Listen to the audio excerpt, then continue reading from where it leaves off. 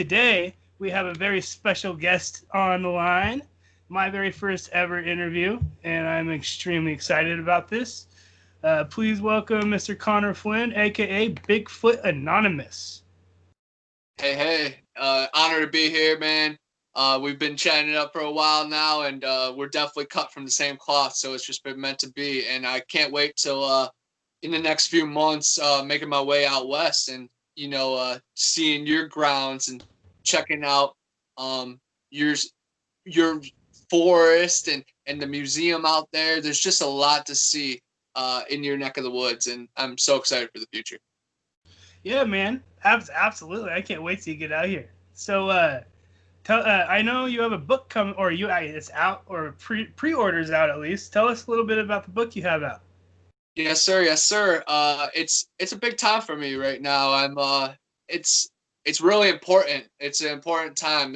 I'm 28 years old. I just survived the 27 club this year, so it was a big challenge, And I've been a writer all my life, and since 2000, even in my journal at 8 years old, I wrote that I wanted to be a writer. So I'm staying true to myself with this, and to get over the hump of finally getting it published and actually printed and out is so cool because I did the hard part was writing it, and like Mm-hmm. researching it. The publishing part should be the easy part, but that's like the X's and the O's. But I had to do most of it myself, and that's cool because I rather it be DIY, from the basement. Not many basements in Florida, but I'll make one with this. It's called Erie Swamps Road Trip to Eden. And I got that all a little mixed up because Erie and Eden, it all comes together. It's Yeah. all the word. And it really documents my journey from Lake Erie, Cleveland, Ohio, where I'm from, down to the Panhandle and Florida swamps too. And I lived out of my car and researched a lot of haunted castles and prisons and scary creatures. And then paranormal stuff has found me, and I'm staying true to my family roots because my great aunt out in Limerick, Ireland, she saw a banshee when she was younger. She saw this old lady in a village of people. She knew everybody and combing her hair in front of her neighbor's house. And then the next day, the neighbor died, and she swore it was a banshee. And we've always heard that in our family tree. And so I'm staying true to myself. And then my uncles and grandfather and my dad, who's big on traveling, my mom, who grew up on a farm and loves fishing. It's just I'm telling our story, and my story is about me, but it's a story about you too, because it's about consciousness and humanity, and the underdog and the outcast and the outlaw. It's really pushes the boundaries of thinking, and it's more of an experience.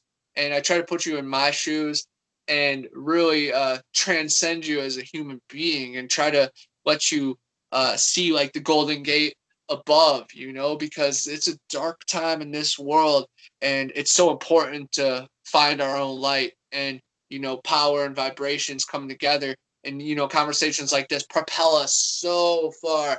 And I just hope my book can be something to propel people, just to think there's more out there, and maybe bring awareness to stuff that they never encountered. And it's a part of a series, and that's called History Rewinds. And it's like history repeats, but I'm really and just the way you know cinema and the world is like one movie, and we're living in the movie, and movies are based on real life, and it's really big on consciousness and psychedelics, and they all blend together when Stanley Kubrick filmed the moon landings, and people believe the moon landing is real. So when I say a movie's real, who's right, who's wrong? I say there's no right and wrong, but there's more to everything, and we need to peek through the blinds and break down the barriers and kick through the walls, and that's what my book's about, man. My second Facts. book, Big Brother Bigfoot, that really is my baby, that talks about all the Bigfoot hominid type creatures, humanoids, translucent skin rake, skin crawlers, skin walkers, Wendigo. the gill man, the creature from the Black Lagoon, the Susquehanna seal, which is comparable to the Australian bunny yip. It's like a beaver type man. I don't know, man. There's a lot of strange things out there. Thunderbirds in the sky, UFOs flying above, and people want to walk around like everything's normal. Come on, man. All of us conspiracy theories, we called 2020. We knew something was coming. We knew they were going to throw the election. We knew, man. We knew. But no, they don't want to listen. So I had to break through. I'm an outlaw. I'm an outcast. I lived out of my car. I had to join society back again and give them this book, just to remember me by. And it's a big weight off my shoulder. Get this book out there. Get my 3 books. I got my 4th one coming. I got a whole novel and a poetry book coming too. Get them all out there so I can walk free. I got a lot of baggage and information that I got stocked up that I want to just spit out at the world. And it's like, whew, I got to get this out there just because for me, it's heavy on me. And then 2, I want to spread the word. I want to spread the love. And, the lockdowns might be coming, and that might be my job. I might be a full-time author, so I'm going to test it this next week. I got a couple days off of work. I'm going to just try to go hard as I can, posting my book on fantasy forums and chat rooms. I'm going back to the AOL days, the hustling days. When I was a rapper, I was going door to door selling mixtapes, in the cold, in the snow, getting beat up, robbed, at the basketball games, bringing my backpack full of mixtapes, getting laughed at. But dude, I spread the word. I always just been myself.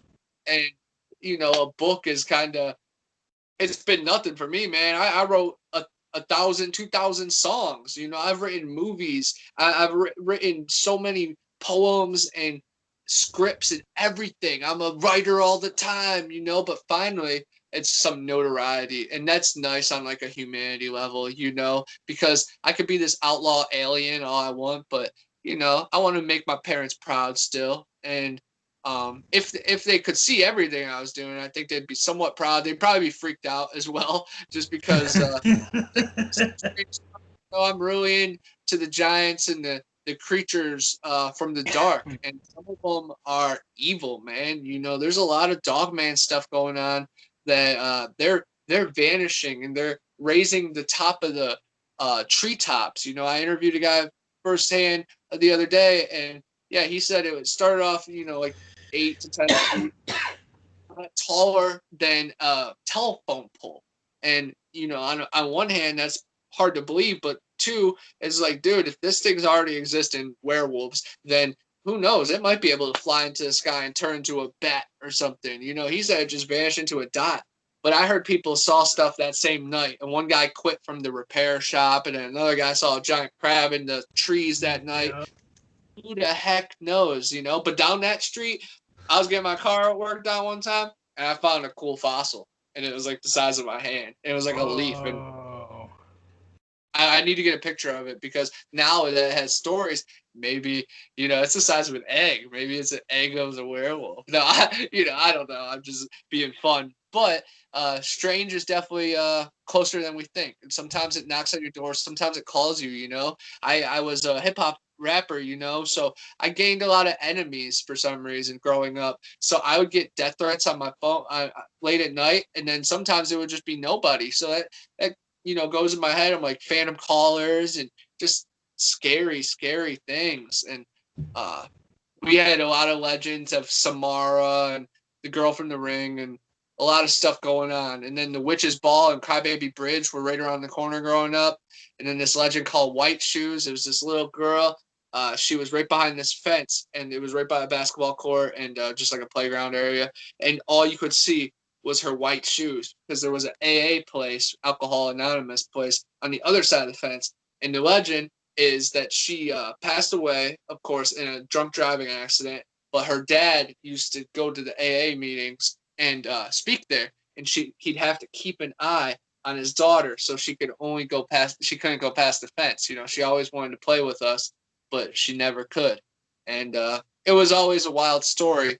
And that's in my book. So I'm really fun. It's really fun to talk about that and like bring light to it.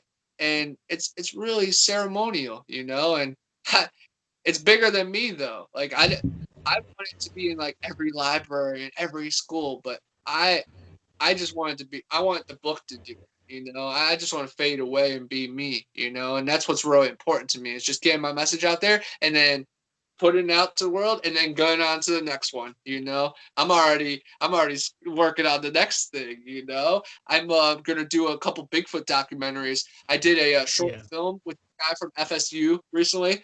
Um, that I played like a Nimrod hunter, and I broke glasses during it, so I man, but it was hilarious. He showed me it the other day, and his class loved it. His teacher thought it was genius, and a lot of stuff we came up with on the spot. Like, we put in my EMF reader and the dowsing rods, and like we worked that into the script. And the teacher's like, "That was genius," and I'm like, "Heck yeah," you know. But we just improvised it, and he's really interested in monsters and stuff. So me and him are gonna make a movie, and then this other guy. His name's Jack. He also goes to FSU. He made a doc like where I had my Bigfoot cast here at work, and I was talking to some guys, and this guy comes in, and I'm like, oh yeah, I'm in a short film, and we'll be filming tomorrow. Actually, he's like, oh wow, I make movies, and I'm like, yeah, I'm really into Bigfoot.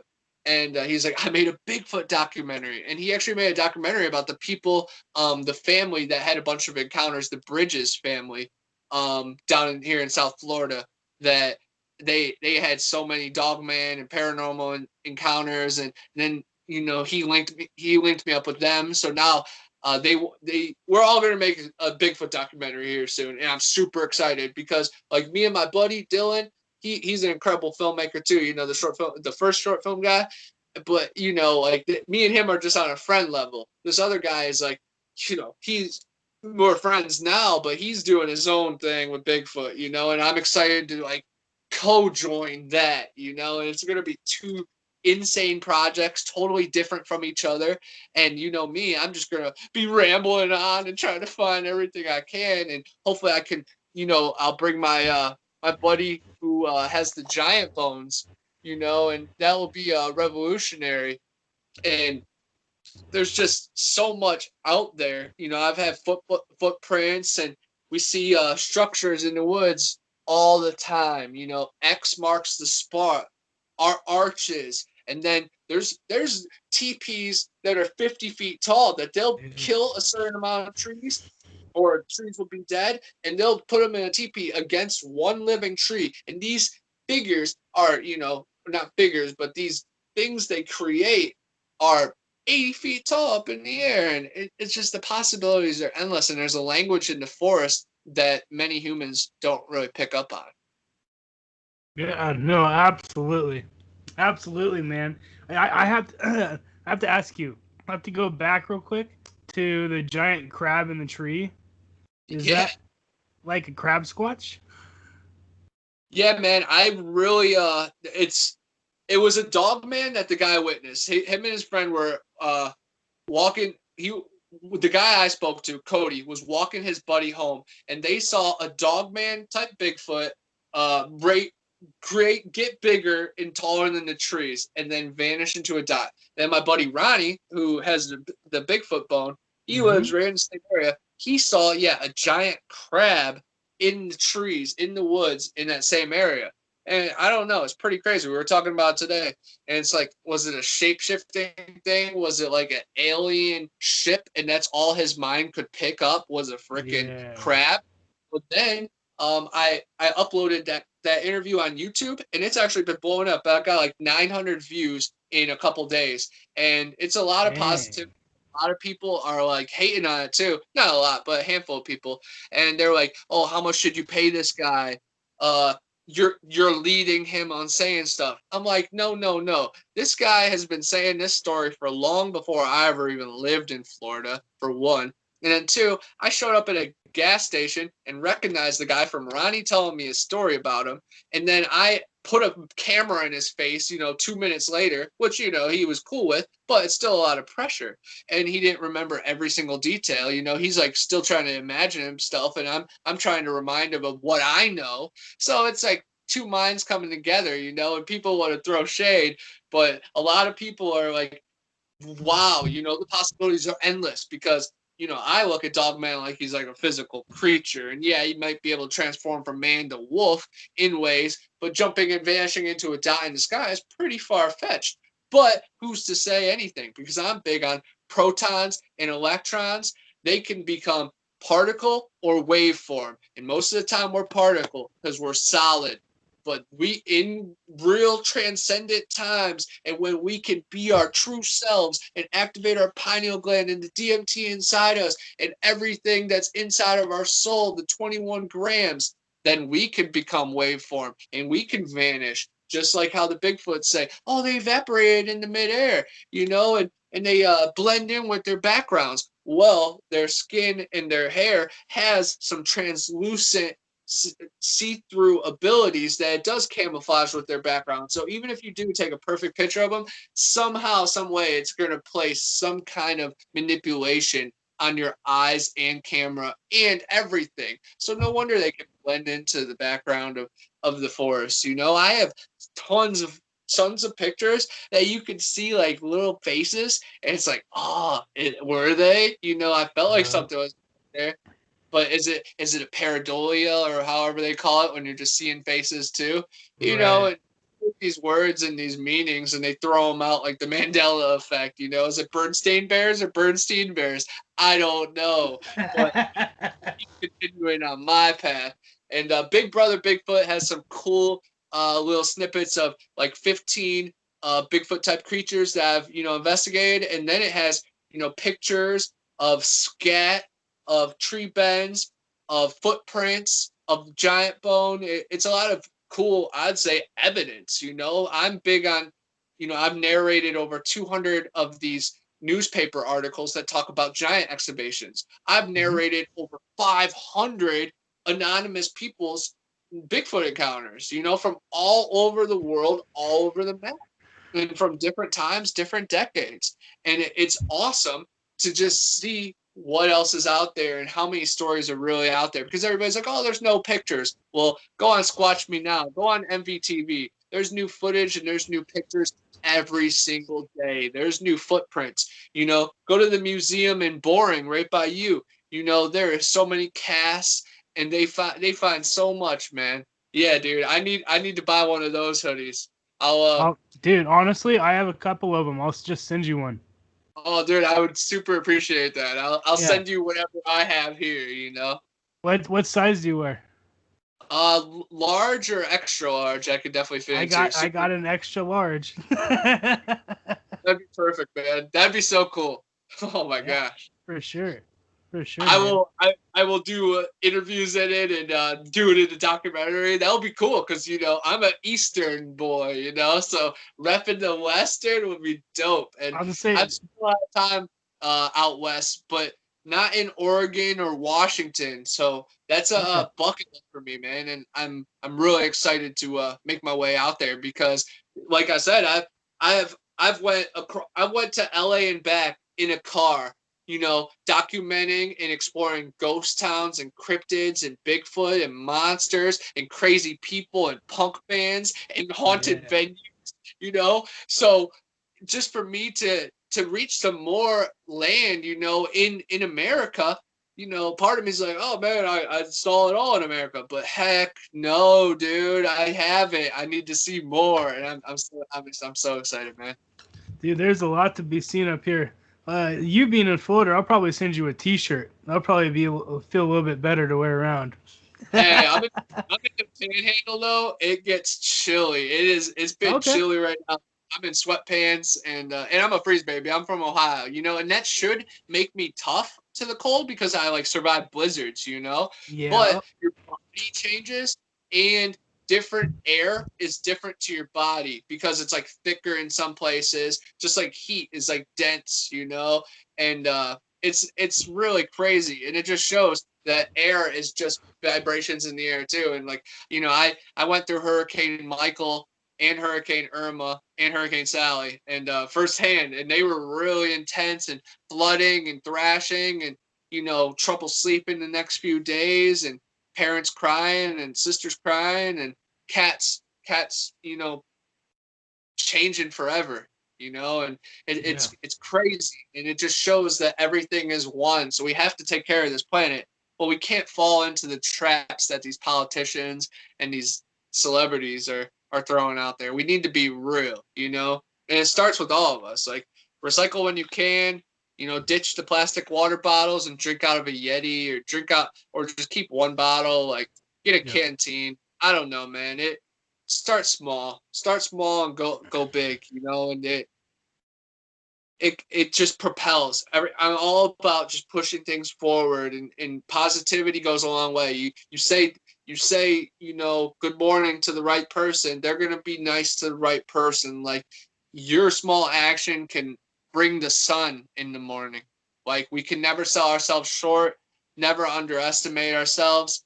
And, you know, tough feelings and even Ouija boards have brought storms. So positive feelings have brought sunny days and good vibrations and just beautiful vibes and of the future. You know, those summer days that we grew up with, they're still ahead of us too. Yep, I like it. I love it, man. So yeah, you have had a couple Bigfoot encounters, have you not? Yeah, I have, man, and so have you. So it's an awesome bond to rebuild this. You know, that's why there's definitely a mutual respect between us, and it goes further than encounters. It's experience, and it's just belief in the other side, and the knowing of, you know, the other realm in existence, and we're just vibrations, you know, and energy. This is just a shell, you know. What's inside of us is what really matters. You know, it's kind of like I went off. I'm kind of guilty of it, but I went off on a tangent today on social media about Bigfoot video review breakdowns. So there's specifically a couple people that really irritated me because for me, I take the subject at a scientific level aspect, meaning I put my mind into how a scientist would approach a new subject. So that means doing your due diligence of investigations of the whole scenario. I feel like people come to a conclusion too fast because their worldview tells them that it can't be this way, or it's impossible for it to be that way. And in reality, the average person saying that has never experienced anything which is there to be able to open up their mind. So to me, it's really hard. I'm trying to battle my words right now. I'm trying to find them perfectly, like clearly right now. What I'm getting at is, in order for, like, for instance, the video breakdown, in order for a solid, valid video breakdown to happen, one must do their due diligence. They got to do background research on the subjects that made the video. They got to interview the subjects that made the interview. They got to, if possible, go to the area, do their measurements. Only then, after you do your due diligence, can you then come to a hypothesis of what it could possibly be. No one, it's like, there's too many closed-minded people out there, man. What I experienced, I know for a fact that this is not the only reality in our world. Our reality is not the only one. There is different rifts and however you want to explain it. There's things that go on that we cannot see. Only select few and only have the capability of seeing it, and very few select people are decided and selected to be able to see it. Like, for instance, me, and I don't know why, but it happened. There's I've never heard voices in my life before, or had forced thoughts, I should say, and that happened to me. Got to a doctor afterwards because I was going crazy. And yeah, if people on my podcast don't know my story by now, shame on you. But no, in all reality, go back. It's towards the beginning. It's called My Experience, I believe, something like that. I can't remember. It's been a while. Actually, I can tell you in a second. It's called, come on, Anchor.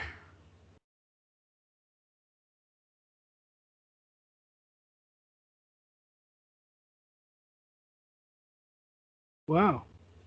That is crazy though. Anyways. They definitely do. Yeah, they do have these creatures have abilities like infrasound or like telekinesis, some people call it, but I just think they're masters of vibration and they can sense what we're feeling. So somehow they are able to enter our mind and project things. And definitely, most of the time it's a warning to get out. But if you're in a position that you can't get out immediately, then they mess with you in other ways. And that is pretty wild, man, that it went home with you.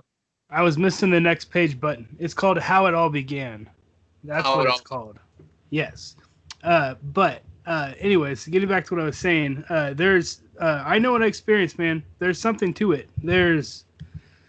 It's for people to assume that it's non-existent because they don't believe some video footage that has been acquired, or for example, Patty, that's been verified by professionals and then analyzed by professionals and exclaimed that this is not natural.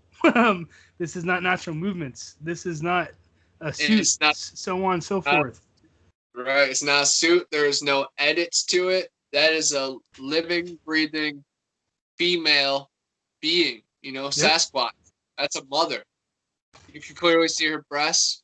Yes. And you can see the sun going off her skin and gleaming like only that skin would do, And that's not, they asked Disney if they could make a costume as good as that, and no, you can't recreate an 800-pound creature that flows naturally. And there's a couple breakdowns that I've seen with interesting things that they show. Maybe there's a baby on her the whole time, like maneuvering, and because there's like a couple times that her body like grows and like her head gets bigger, and that's kind of like the other body you would see. Wild, man. And I've seen other videos that they have that. So who's to say that some Bigfoot don't have a pouch like kangaroos? It's a natural animal characteristic. So who's to say? But they're 800-pound creatures. That is so wide that that small little creature, that little baby, would be able to maneuver. And it's fantastic. I'll try to find that breakdown that shows the baby in it. Then there's another one that shows an adult in the background, a man one, like overlooking her. And I know you're somewhat familiar with the MK Davis theory about them, and that's a lot of it, and that really shakes the Bigfoot community because the famous footage, there might be something dark and sinister behind it. And Bobby Short and a lot of other people, they say there's a hidden video, and they've skinned it and they killed 5 of them. There's a lot, and then when people are saying, oh, there's no evidence, there's no nothing, there's hundreds of DNA samples that have been taken by Scott Carpenter and his crew. And then, they've recovered bodies from Mount St. Helens, and they've captured them, like the Ocheezy Wildman, very close by me. They captured him in the 1800s, brought him to the Chattahoochee Hospital, kept him there for 3 years because they thought he was an escaped lunatic. He died, and then they buried him right outside, right by where there's now an abandoned golf course. And it's really sad because I think these creatures last like over hundreds of years. They live hundreds of years because there's been people that lived like 260 years in Asia. Humans, and there's people that are alive to like 170 now on Earth right now that are known. And it's just so crazy. So I'm thinking these ancient beings of Earth, they might live hundreds of years. And it's so sad that they locked him up. He died 3 years later. Like, oh, Yeah. that's such a crime against humanity, man. And we need to be better. And one of my scariest Bigfoot encounters was at the Bellamy Bridge, and that's not far from the Ocheesee Pond, and also not far from Two Egg, which is a town here in Cleveland, or not Cleveland, town here in Florida, and it's called Two Egg, and it's called the Two Egg Stump Jumper. And it's a type of Bigfoot, and it's kind of like the Vietnam rock ape. He's like 6 foot tall, really thick, kind of like a orc or an ogre. Okay. More thick than tall, more thick than long, and Mount Bellamy Bridge, and we've had a lot of strange encounters out there due to dehydration, and after the hurricane we got really lost. Our flashlight ended up acting all funky, and phone ended up dying real quick. A lot of strange stuff. It was pouring down rain. We thought we were maybe cursed because I got pulled over on the way home, and then my other buddy almost got robbed by 3 people. They tried stealing his car, and he ended up having this house. It was real crazy stuff. And but we went recently, and I had my GoPro, and I got a nice whoop on there, and it's really cool. I'm gonna release that soon. Probably the day my book goes live, I'm gonna release that. Just so it's fun. But I could send it to you though, because please do. Yeah, so you can hear it.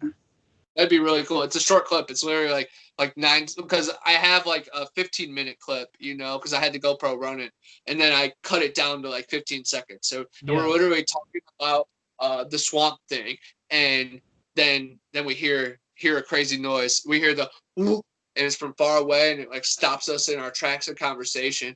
And then my buddy Ronnie, the military vet who located the bone down here in Spring Creek, he gives a whoop back, and we got no response. And we've been out there with owls before, and there's like hundreds through the night, of hoots and owls making sounds. And this was just one sound. And then about 45 minutes later, right down the bank from us, this tree goes crashing down right by us. Like we heard it just crack. And it was so chilling. And I just had a knife, and Ronnie had a gun. A nice big revolver, and it still wasn't enough. And we scurried out there right after. But I've also had a couple other like encounters on psychedelic trips. Also, when I was running from the police, well, we thought it was maybe the police. We had lights in the sky. We think it was. We really don't know what it was, but it was lights in the sky. We got to a golf course to fish in their ponds, because they have exotic fish, and we found this way to like park in a neighborhood and then cut through the forest and get just into this golf course, and no one would know. But then we hear whispers, and we hear sounds coming from us, so we start making it back to the woods because we thought it was the police. And then we see lights, and we think it's like flashlights, but it wasn't flashlights, and we still hear sounds, and we're like running up there's this huge dirt hill in the woods, and we got ran out of the woods by something, or some multiple somethings. And then growing up in Brunswick, Northeast Ohio, is a plethora of scary stories, like the Witch's Ball, Crybaby Bridge, even the Franklin Castle up in Cleveland. A lot of wild stuff. The River Styx Railroad, a railroad crash, and now you see a fire train go off the tracks once in a while, and it's a swampy area. Like if you just woke up there, you'd think you were in Louisiana. But my buddy Alex, he lived in like Sleepy Hollow neighborhood. And of course, the famous Sleepy Hollow story, the Headless Horseman. And my buddy Matt actually lived by there too. And so I've had a lot of strange occurrences in the woods. And we got lost one time with Matt, and it was like freezing cold, and these dogs started chasing us. And now I think it might have had something to do with the Wolfman, because my buddy Alex and my buddy Jake, I had them type up an encounter report recently for my book, for the Letters from Family and Friends chapter. And so we've had a lot of dialogue, and they're like my trippy friends. So we're always like pushing the limits, talking about flat Earth and aliens and the moon being a plasma, the moon landing being fake. So we're always pushing the limits of reality, Mm-hmm. And we're like, oh man, you remember, the Wolfman? And so I had them tell me about their first encounter, and they were getting driven home by some firemen from the rec center, and they saw like this creature across the road, and they thought it was a deer. So they were looking at it, and they noticed it wasn't a deer. It was like running on two legs, you know, like prancing across, and then it goes on all four, and then scales a hill and runs behind this red barn. In the hill, I've been by it. It's steep as heck, you know, and it would take a human minutes, and this thing got up in seconds, and so that was always the legend of Sleepy Hollow around there. So then a couple months later, I'm sleeping over right before a golf tournament, golf league. And the next morning we're going golfing. So we're just hanging out, sleeping over, and we're playing pool. And we get this strange feeling sweeps over us. And then we turn off the lights and we're looking through the blinds, like peeking through and looking in his den down by a creek in his backyard.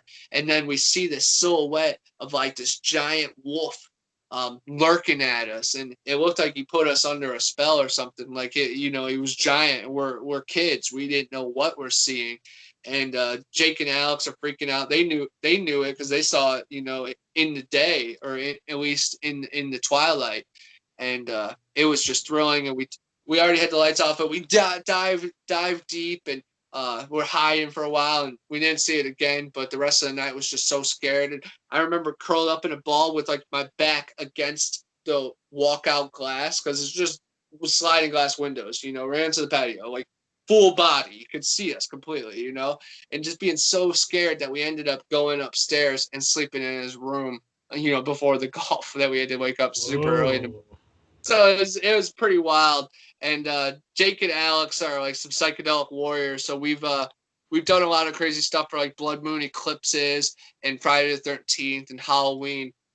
And Jake was over one time, and we watched 2001: Space Odyssey while tripping, and it's really like a rite of passage. It really takes you to another level, and there's ape monkeys, you know, banging on the monolith, you know. So all these monoliths that are appearing, I'm like, dude, I've already been there. I could tell you where the next one is, but it ain't even worth it. Like, dude, you know, watch 2001: Space Odyssey, awesome stuff, and you'll find some answers. Trust me. But you'll see the answers aren't even worth freaking diving into, because it's like, dude, there's more than monoliths, you know. But it is cool. It's fun, you know. I'm like, hey, I was hashtagging monolith back in January. Where's the hunt? But it's pretty cool. But we were having a journey one night, and we're laying in the grass after watching these movies, and we're looking at the moon, because it was like the peak hour of the blood moon, the harvest moon. I'm not sure what year it was, but we could probably calculate it. But we're laying there, and again, a weird feeling just sweeps over us. But we're hanging out with my cats, and we hear some scurrying over on the other side of the shed, the Piff Palace. That's what we called it. We used to bring all the girls back there, and when the parents didn't know what we were doing in the basement, you know, and it was always just a wild time. So there's a lot of energy just in that back area, and it's so wild. But we thought it was the cats that were making the noise, and then we noticed that the cats are right next to us, and they're like peeking over to us. So me and Jake, we're not in our right mind. We get up, and we're going to check it out. We have a stick, and we just get hit inside our chest with like the biggest force, just telling us like, get back. And you know, we're in a different state of mind, so we just absorb it completely and just literally just like fall back, like probably take 2 steps and just fall backward and just like internally surrender and just go back to the skies, and literally didn't even worry about it. And now I look back in my right mind, I'm like, dude, how could I be calm enough to just give up on that and then just, you know, go back to what I was doing and knowing it will be all right. But it was all right. And it's just pretty wild, because it was right by some fruit trees that lead to a big patch of woods that we've seen a couple strange sightings. Like I used to always peek out my front door and front window. And one time I saw this brown figure that maybe I thought was a deer when I was younger, but don't know what it is now, just because my buddy Jake, he said he was going down Mark's Road, same patch of woods, and saw a creature. So just those woods are full of weird and strange things that it's just like, dude, I wouldn't even put it past anything, you know. And in the same patch of woods, but probably like a couple miles down, after midnight one time, I was working at Family Video, and I'm driving home, and there's this patch that it crosses the road for a little bit, and there's a little path. And what I actually learned recently from another local author, he said there's a witch's stone over there. So he's talking about witches and stuff, but it was like a gremlin type, like humanoid, kind of like the rake, kind of like Gollum from Lord of the Rings. It was, a translucent creature, probably like 5 to 6 feet tall. And I just saw the last like 2 steps before he went into the woods.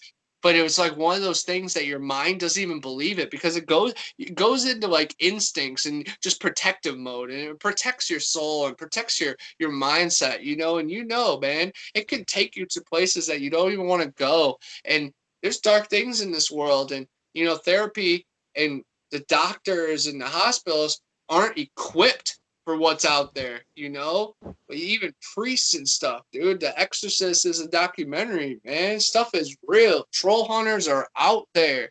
I'm a cryptid hunter, not trying to kill them, but there's people out there that are actually eliminating Bigfoot, and I'm not for that. I'm all for freedom. I want them to live and be free and be safe too, because if we're pounding on them, then they're going to keep pounding back, and they're not going to be so nice to us campers outside when we're just trying to have a good time camping by the fire and fishing for the night.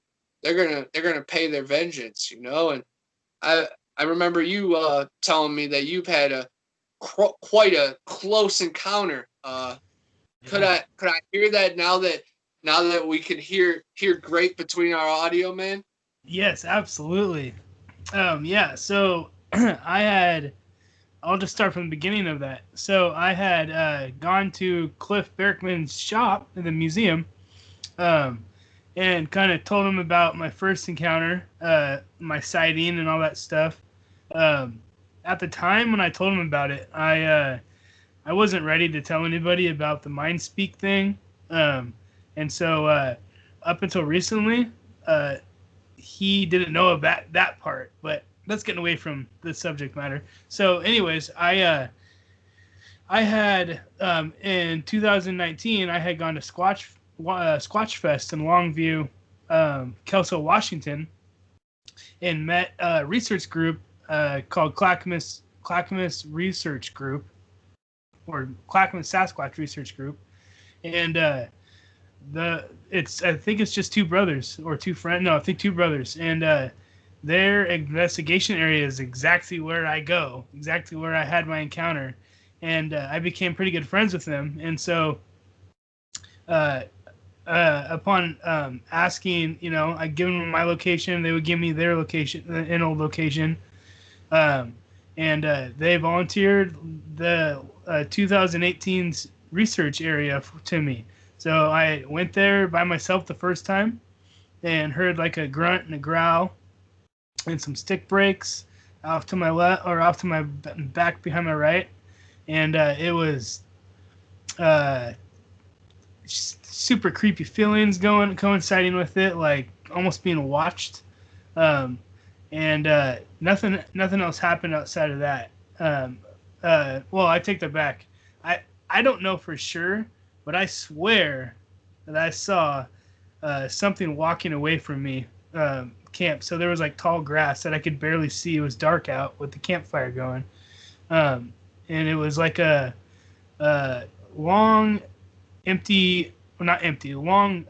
elongated road that went deep. It was like a cut access road to a power line clearing.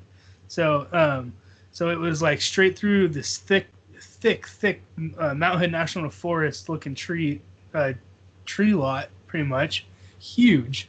And then it widened out a tiny bit. The mouth opened up a little bit, and then it spit you down into the clearing. Well, we were camping out where the mouth opened up a little bit, so we were on the side of the road, and I had gone to this spot. It was dark out. I had the campfire going, and right where the road starts dipping down into the power line clearing, there's like taller grass. And it was in this taller grass that I swear I saw like a dark shape or dark figure just like turn and and only a glimpse. Only caught a glimpse, like 1 second of it, and walk away. It could have been my eyes playing tricks on me, but that's it. But yeah, and then I went to bed with nothing else happening, and I woke up the next morning with nothing. So then I go home and tell my buddy about it. One of my friends who runs a podcast, and he's not a believer or anything, but he wanted to go out, and he wanted me to take him out investigating to the spot and go check it out, and go see if we can encounter anything or have anything happen, or just go camping for the night, and whatever. So we go there. We get there. It's probably about like mid-afternoon or so, and we set up camp, and we had plans on sleeping in my tent, but I forgot my inflator for my air mattress. So instead of sleeping on the ground, we decided, well, we'll just sleep in the car, whatever. So we just went about making camp. It was probably about an hour after we got there. I went down to the clearing because last time I was down in the clearing, I swore I saw something popping from out behind the bush. So I wanted to go recreate the picture to see if I could find it again, which I didn't. Yeah, I'll have to post that on my Facebook page and send the picture to you too. But yeah, it's pretty interesting. But anyways, so I'm down there, trying to recreate the photo. I was down there for probably like 3-5 minutes, and I start heading back up to camp, and my buddy is looking all white in the face. He's got, his eyes are like, he's looking all freaked out. And he's like, dude, I was just sitting around at camp, and I got up to relieve myself, and I turned around, and, his back was facing the chair we was sitting. He walked like 15 feet away from the chair to the bush line. He started peeing, and all of a sudden, all the hair stood up on end, and he just felt like he was being watched, and like he needed to leave, like wasn't welcome there. And he's not one to just feel anything like that, man. Like, if he's feeling this, that's legit. Now, here's the thing about it: the same feeling that he's feeling at this time is the exact feeling that I had the trip before when I was there by myself, but I didn't tell him about that. So there was no pushing him towards an idea. There was no any of that. He felt what I felt without any prior knowledge of. Yeah, it was pretty awakening for me, to say the least. In the restroom, though, like, that aroma is very strong, and it's maybe disrespectful on their ground. So yeah, they were not having any of that. And lurk towards the smell of blood and urine.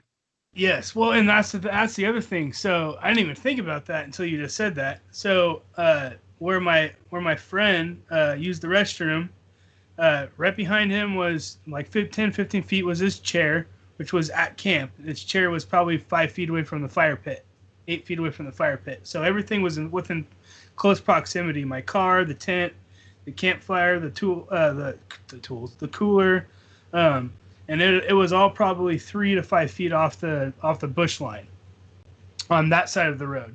On the opposite side of this dirt logger access road, city access, or not, forestry access road, it continued the same, just thick trees, hard to see through trees.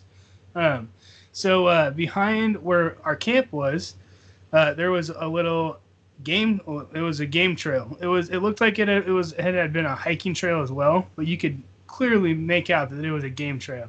And then it went probably 100 yards into the bush, and the game trail was all closed in, all grown in. Or sorry, not grown in, all thick on each side. So it was like a clear path and thick brush. And then there was like 2 medium-sized trees that the game trail went through, and it opened up into a big opening. And probably 40-50 feet from where we were standing at the beginning of the opening, it was a circle, and was 2 trees like coinciding One at my 1 o'clock and one at my 11 o'clock. And in between those two trees was a game trail. To the left of the 11 o'clock tree was a game trail. To the left of that game trail was a game trail. To the left of that game trail was 8 game trails spanning like that, like to the right from the right to the left. So it was like a game trail intersection. And over the game trails between the two trees, 11 o'clock and 1 o'clock tree, there was two 25 centimeter, maybe give or take, width trees that had been quote unquote fallen.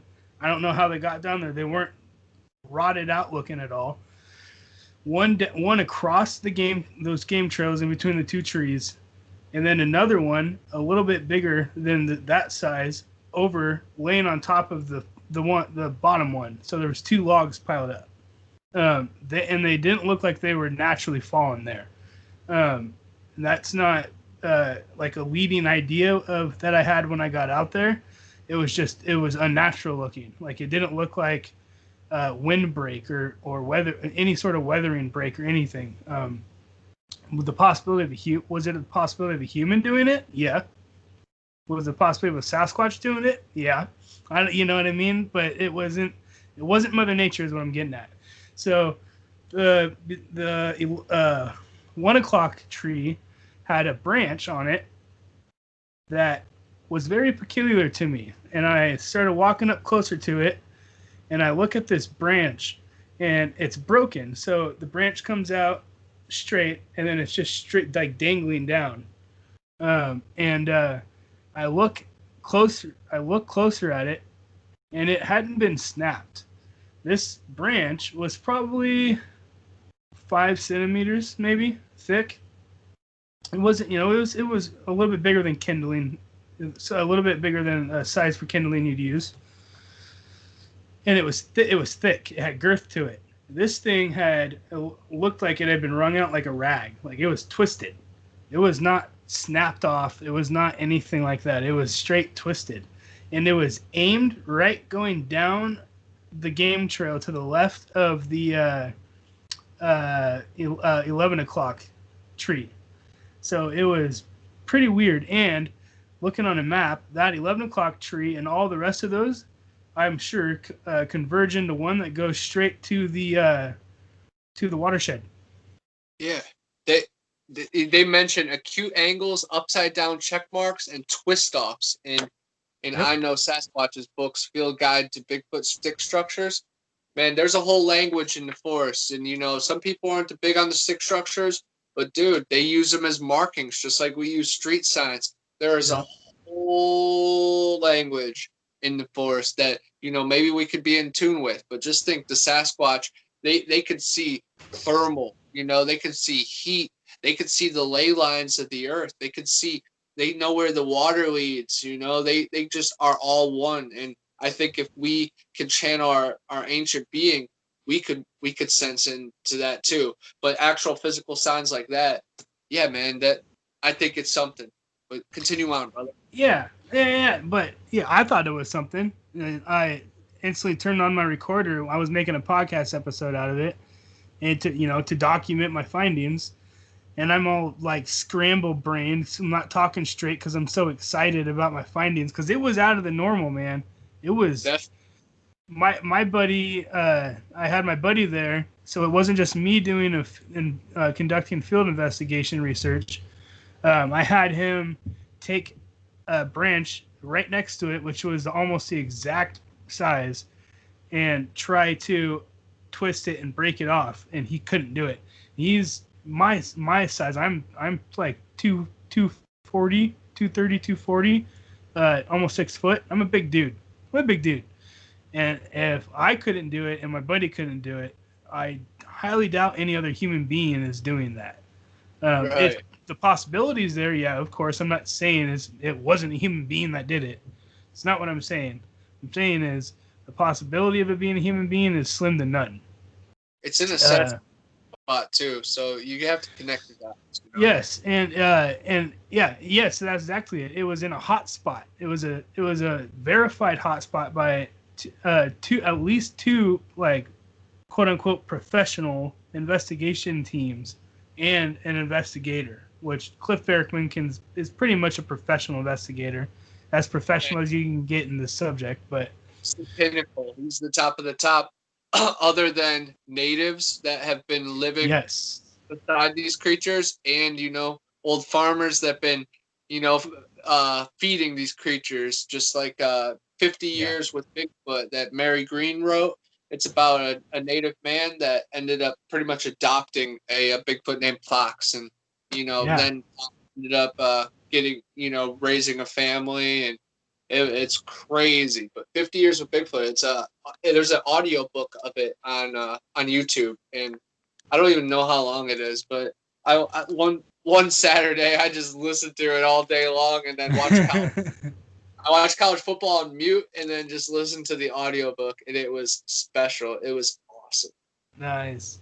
But yeah, so we found the stick break, I keep calling it, and we conducted these field investigations, and I checked around the area for more stick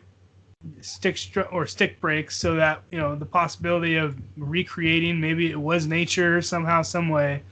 And I checked around for a couple minutes. I didn't find anything. So I took the piece of evidence. I broke it off the tree, put it in a Ziploc bag, zipped up the Ziploc bag, and we headed back to camp. We had intention of, I had said it out loud, intention of going back there at nightfall with our camping chairs and sitting out in that intersection. And anyways, yeah. So that's what we had planned. So we go back to camp, and we get the fire going. We start hanging out. I put on some Sasquatch Chronicles and a whole bunch of other some of Tony Merkel's The Confessionals podcast, Sasquatch Encounters. Just listening, showing them what it was about, all that stuff. And it gets right around, it starts getting right around dark, and the whole entire time there's just like an ominous presence on the camp, like not enough to really disturb either me or my buddy Matt, but enough for me to pick up on it. Like there is a weird energy going on in there, and we were like probably 200 yards away from, not even 200 yards away from power lines. So I've heard, it was just electricity messing with your senses and stuff. But every time I've been there, which was like 3 or 4 times, I've never felt that before, ever. I can familiarize and recognize the feeling of like that electric presence, and there's a big difference, man. There's a big difference. It's not an ominous feeling. It's not at all. It's just more of a weird feeling. Anyways, power lines are known highways for cryptid creatures too. So yes. You were just right alongside, right where they're going, man. Yeah. That's though that people at least thought enough to say that's the power lines, the electrical feeling. That's impressive for those people to even say. Like, naysayers are usually so shallow that they. I don't know. I would expect something even less than that, but I know what you mean. There's a difference between electricity and an ominous presence that's bigger than anything, that could just control the whole atmosphere. It can make it rain if it wanted to, He had that whole acre, man. Or she. Exactly. So we're sitting around camp, and my buddy wanted me. I had brought my slugger, my Louisville slugger bat. Do some tree knocks and stuff. So my buddy wanted to do some tree knocks. So we ended up. I got up, did a couple tree knocks. I didn't hear waited around, didn't hear anything. Did another tree knock, waited around, didn't hear anything, and went back to the chair, sat down, pushed play on the podcast, but turned it down, way down, because just in case. And me and my buddy are sitting at camp, and it was probably less than a minute after I sat down after doing my last wood knock, and off to the distant right, like a long ways away, you hear this like, yeah, dude, it was me and my buddy just looked at each other. We're like, what was that? It drawn out pretty well, long and drawn out too. Yeah. I didn't know justice, man. And it wasn't loud, but it was audible. Like, it was audible. It was, and it was more like a swoop. It was a Bigfoot call, man. It was like a, ooh. I'm not doing it right. I can't recreate it. But yeah, our diaphragms don't expand that long, man. Like the Ohio sounds and then the Sierra sound. Those have been researched and investigated and broken down professionally, and analyzed by the top executives in the world. And they've proven they're authentic sounds, and then human beings can't recreate the sound. So some type of human hybrid is out there with a language, and they could learn our language too, man, because in that Tennessee book he taught Fox words, and then Fox taught them words, and I'm not sure if I sent you it, but there's sheets of paper that they've actually broke down, and they have like the translation between the Bigfoot language, what it breaks down to. So Fox taught the humans the Bigfoot language, and there's lots of stories of like the military working beside of Bigfoot, and then like in some ways positive, them hunting down Bigfoot after like natural disasters and helping them, but then them also having an army of their own Bigfoot and then hunting down ones out there that are hiding. So it's kind of scary. So even there's a world for Bigfoot. They're hiding from humans, and then they're hiding from bad Bigfoot under control of humans. And it sounds like a sci-fi movie, but man, it's just 2 steps away from our back porch, for real. Yeah, absolutely. But yeah, so we heard this howl, and we're just like, we look at each other. We're like, what the crap was that, dude? Well, I knew what it was, but my buddy was saying that, and I just got the smirk on my face, and just kind of sat back and like just hang out. We'll just see what happens. So we just kept going about our thing, and it was probably, I don't know, I'm guessing about half hour, 45 minutes later. I'm a big zoner when there's a fire going when I'm camping. More times than not, if there's a fire going, I'm in front of it, just staring at it. Yeah, I'm with you. Yeah, and I tend to stare through the fire instead of, I don't know why, but through the flames, I can barely, because there's flames in my way, I can barely make out like the grass. There's the grass outline, which was probably 20 yards in front of the fire pit, 25 yards in front of the fire pit, maybe, and the grass is probably about 4 foot tall, I'm guessing, right around there. It was about my waist height, a little bit taller than my waist. And I can tell you, when I used the restroom in there the next morning, and I crouched down in the grass, I completely disappeared. So it was tall. Yeah, it was definitely tall. So I'm sitting there staring in the fire, and in the grass, probably about 3 feet off the ground, 4 feet off the ground, I see 2 like bright red orange lights, like eyes, like they're like unlike anything I've ever seen. It wasn't like an LED light, it wasn't a flashlight status, it was like an illumination. Like, it was weird, man. And it wasn't like the globes like people claim to see, or the orbs, which people claim to see, which I've seen something similar to that. But it looked like eyes, creepy, beady eye, like super creepy eyes. I have a picture with some orbs right there, and they're like as big as the windows, Yeah. And it's cool, and they surround us, But yeah, definitely, what you saw were eyeballs, not orbs the size of, orbs and eyeballs. Orbs and eyeballs are 2 things, and you saw eyeballs. Getting off subject for a second, the orbs that I saw were like neon green, yellow, like orangish. It was weird, and it was Tracy. It was following my car as I was coming out off of the mountain that I had my sighting on. It was not that day. It was a different day, but yeah, and it was just at dark. And I was on the phone with my mom at the time. Wow. So the way the mountain works is you get up to a certain point and you have full bars, and then once you get past that point, you drop all service. So I was down in the part where I had bars, and I was letting my mom know that I was headed back into town from the forest because I'm a good little boy, and Hey, you're just following David Paulides' Missing 401 protocol. Hey, if you're man. going familiar, be safe. Tell someone where you're at, where you're going to be, you know? I'm a wilderness survival fiend, so that was drilled into my head even before I even knew about Dave. But yeah, so I'm headed out of the wood, and I'm on the phone with my mom, and the road kind of veers to the left, goes straight down, and all at about a 45-degree angle, and then veers to the right. So right before I'm getting to the right-hand turn, almost a hairpin turn style, I see this this ball streak like through the trees, like, and it's like pacing my car.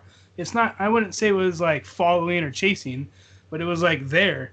And I'm like on the phone with my mom. I'm like, holy crap! I just saw that. I just saw an orb. She's like, what? No, you did. She's, she's like skeptic brain instantly. And I know what I saw, man. But anyways, sorry. Getting back on track. There's a connection between Bigfoot and orbs, 100%. I believe that. They manipulate the whole area. They can. There's been a lot of missing 401 cases that people have seen lights in the sky or lights in the middle of the woods. Like they think they've seen headlights when they're lost, and then the dad will go over to the lights, and then the kid gets taken. So we need to be safe with these lights too, because they can manipulate these things to manipulate us. Dude, there's some crazy stuff in the woods. Wes Germer from Sasquatch Chronicles told a story on his podcast once. Him and his brother, I think it was his brother Woody, were hunting. They're out hunting. And I think it was on like Yakult Mountain area in Washington State. They were hunting, and they're following this cat trail deep in the woods. There's no roads. There's not anything. And he claims he heard what he swore was a train out in the middle of nowhere, and it was was it a train or horses? One of the two, I can't remember. It was something extremely loud and extremely like impactful, coming to him and getting like louder and louder and louder. And then the sound, as he's like walking towards it, trying to figure out what it is, the sound just disappears, like just into thin air. Like, it's crazy. Yeah, it is super weird.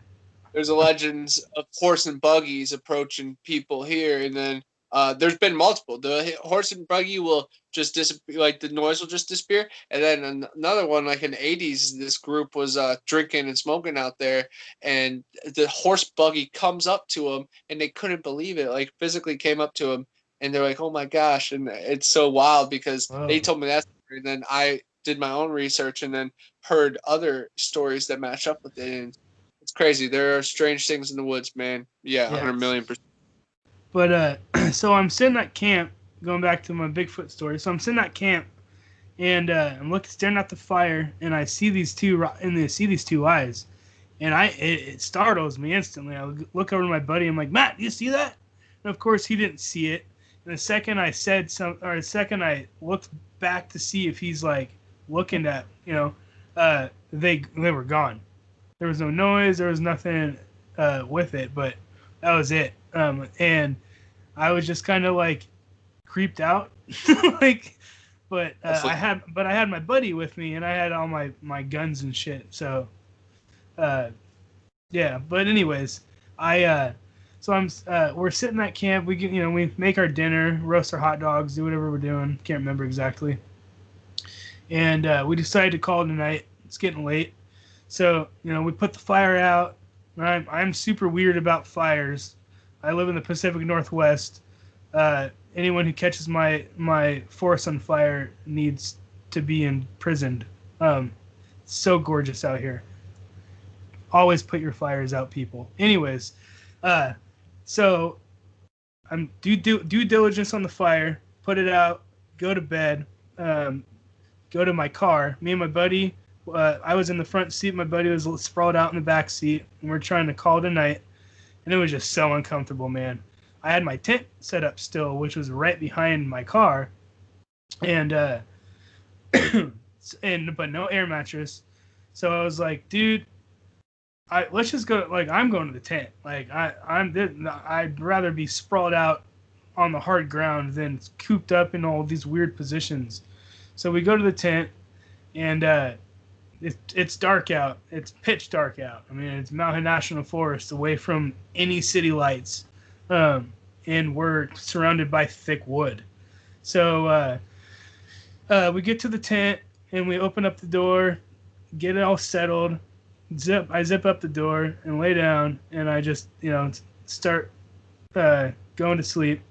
And like in between that time where I'm just falling asleep to the time, or where I'm awake, your mind starts racing.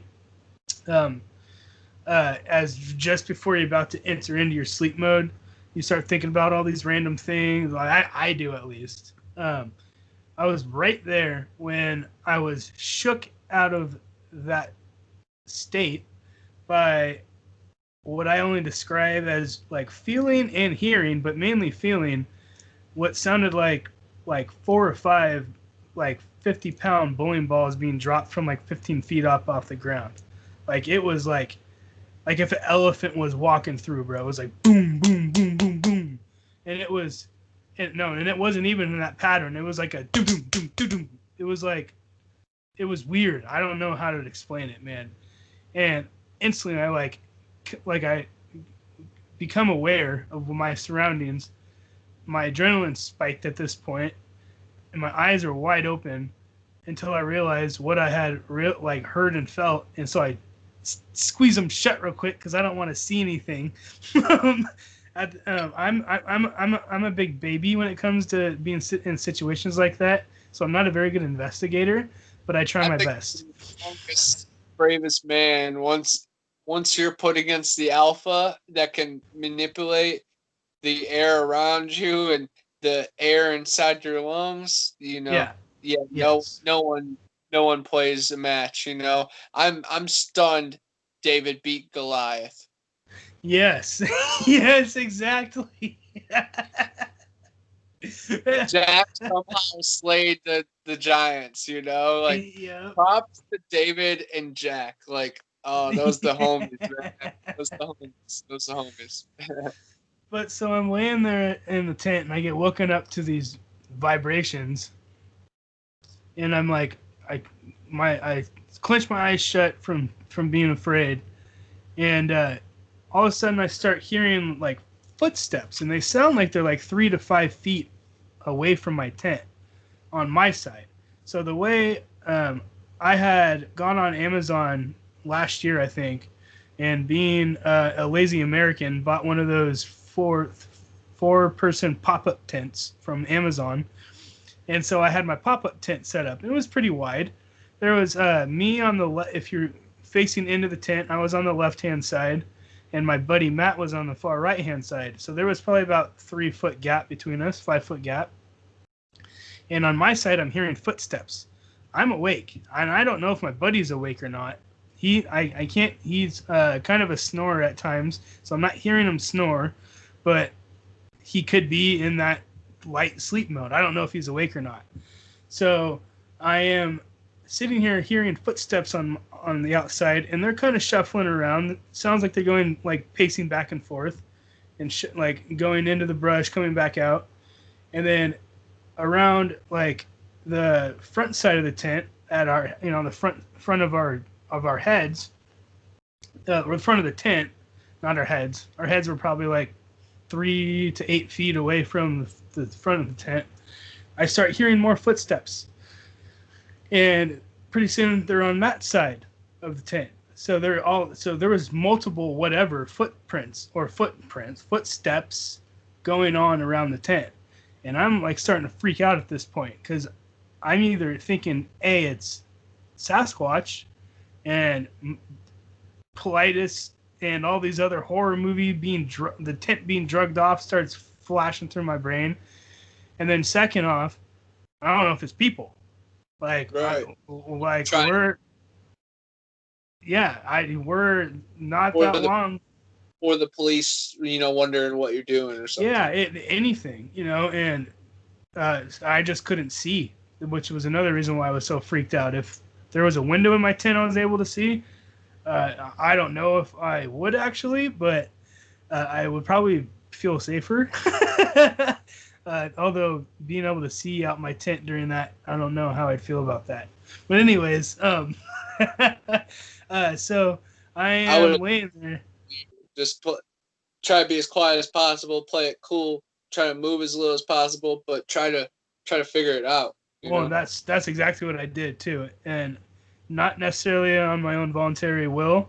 I just kind of froze stiff because there was something outside the tent, dude. For a fact, there was something outside the tent.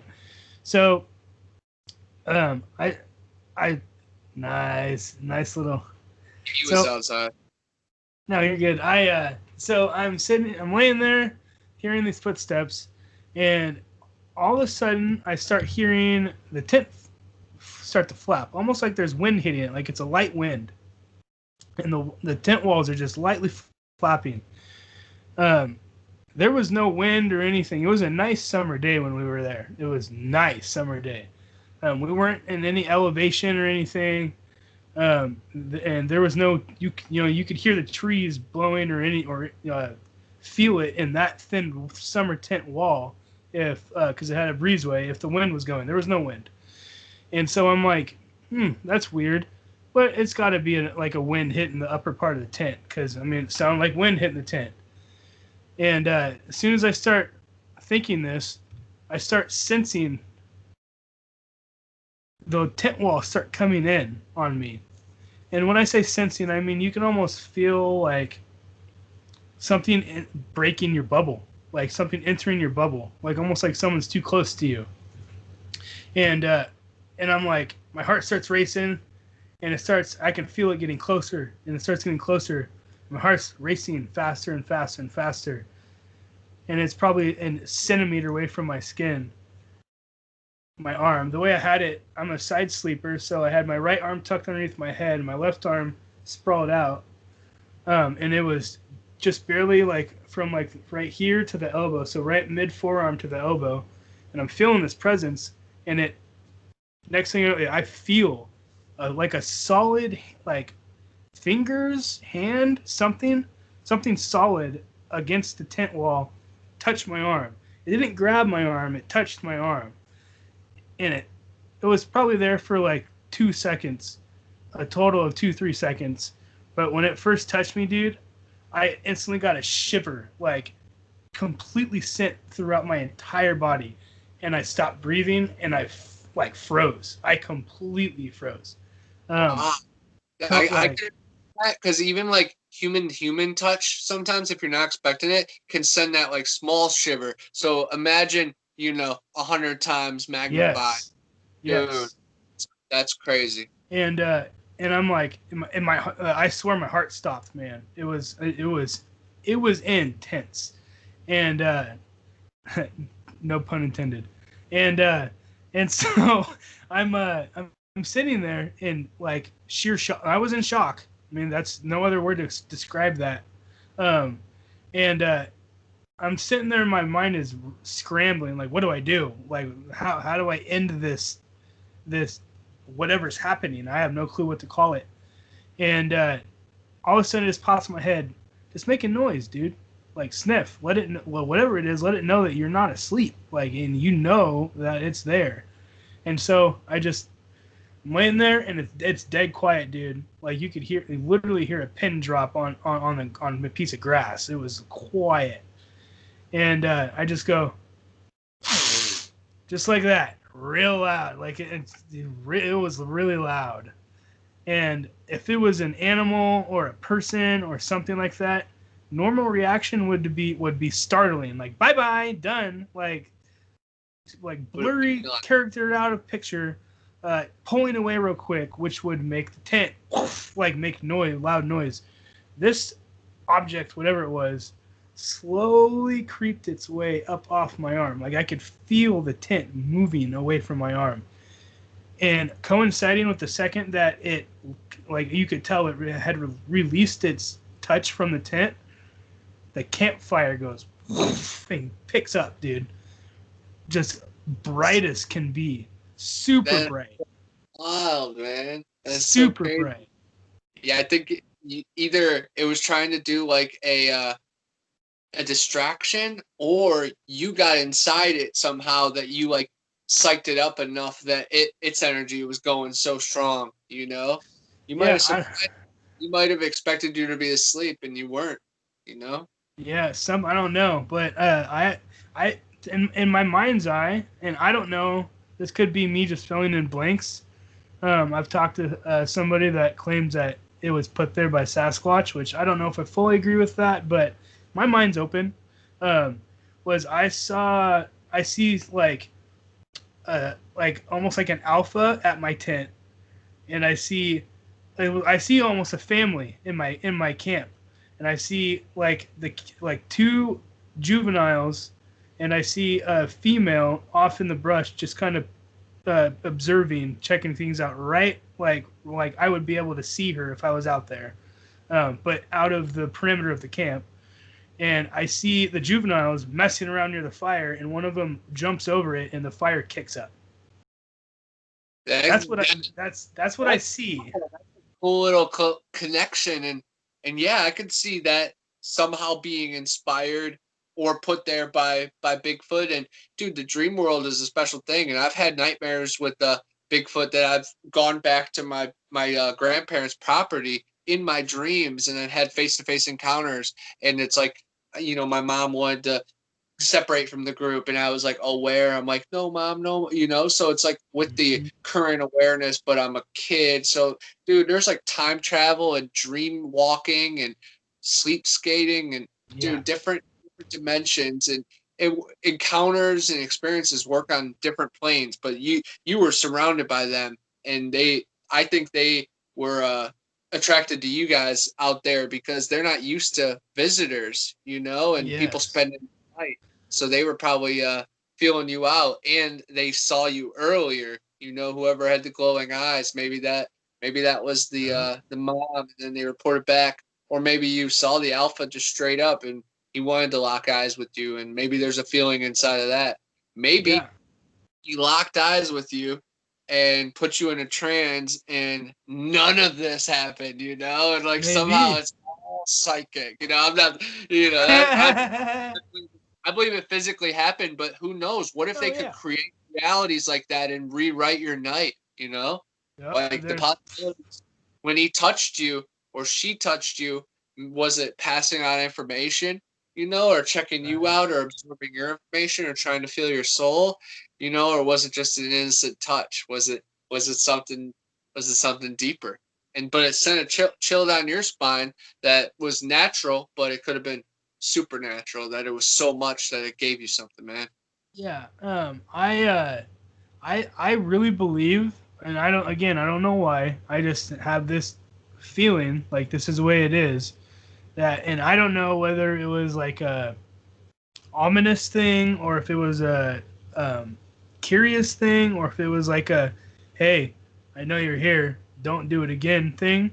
But I really believe that I did a really dumb thing by taking that stick structure, that stick twist as evidence. I feel I honestly believe that that's why I was touched, and I don't know the reasoning behind it, but I just for some reason feel like that's why.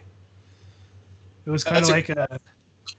That makes a lot of sense, and when you said that you took it, that went in my head like, oh, that was a little dangerous, and that's how I feel. Like I have this stone or pottery right here, and it's awesome to own, but it's a big responsibility because this could be like something sacred, and you know, who knows, you know, even the giant bone, you know, I know there's some sacred energy in that, but you know, there was more giants than us, and so there's plenty of skeletons and plenty of thumb bones out there. So yeah, it's sacred to current times, but it's wild, you know. But you definitely stirred the pot when you took their yes, their marking, their artwork. It was something, man. And they might have just wanted it back. And you're lucky that you didn't get snatched out of the tent, because there's stories of kids getting yanked out of the window, people getting yanked out of their tent, people getting their sleeping bag wrapped up, and then them just carried off. They don't even know. Albert Osmond, buddy. Exactly. And then there's a lot of stories of the First Nations Canadian women. They would get taken into sleep, put over the giant's shoulder, and then they'd have animal fur. They'd just put them under. They'd wake up the next morning. They wouldn't even know they got taken. That's how gentle and sneaky these creatures can be too, and it's wild, man. That's what you're very lucky that maybe you being awake saved your life. Maybe, who knows? Yeah. But I would have been interested to see what your friend would have done if he woke up and you weren't there. That would have been horrible circumstances, but that would have been real, and that would have been crazy. Wonder if there's been any disappearances in that area. Yeah. Not that I tried then again so I'll on the BFRO database, Bigfoot Field Researchers Organization. If anyone that's listening to this podcast doesn't know what that is, which I'm sure the average person does, but anyways, I'll go and type in a county that's closest to where I live and look for the closest or the most recent sighting, and then I'll drive to that location. Sorry, I just brain farted. What were we talking about? I think I'm tired.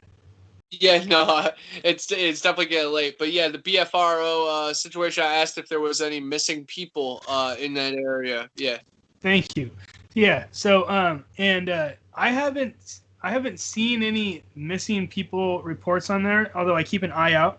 For some reason, which I'm sure there has been, but they don't keep database on that, and I don't have access to any way of knowing about that. That being said, I have not scrolled through all of Dave Paulides' stuff. The missing 411, missing 411, however people want to say it. And I'm sure he's done some sort of story from the Pacific Northwest, Clackamas River, that whole area, dude. There's lots of crazy stuff up in that area. Lots of crazy stuff that happens. A lot of cryptid. So I can get more of the history side now that I've heard of firsthand, one-on-one, the most personal encounter it could ever be. And I want to learn the history and the lore of those mountains and hills, Yeah, absolutely. So, do you have any more Bigfoot experiences or any more paranormal things you want to share? Definitely a couple, a handful of other ones, that come to mind off bat. Recently, I was at the Honey Island Swamp, and I got a couple videos and pictures of some strange things. We ran across some boar in the middle of the swamp, and they stunk so bad. And it's really crazy to see a big razorback pig running through the muck, And but I also saw this giant carcass that was 7 to 8 feet long, and it was tan and kind of translucent. It was really bloated, and it smelled horrible, and it was making the kids cry, and the parents were freaking out. I was hanging over the edge of the boat trying to get a better picture and see what it was, and I was trying to get the captain to go close, but it was a business decision on his part. He wanted a good tip from everybody. But I got a couple good pictures of it. I posted on my Instagram, and it is phenomenal. But the captain said it was probably a gator, and I thought maybe it was a deer, but in both cases, you would think that the other alligators, which were thousands of them all around, would swarm that thing and eat it. If it was a deer, that thing would have been eaten.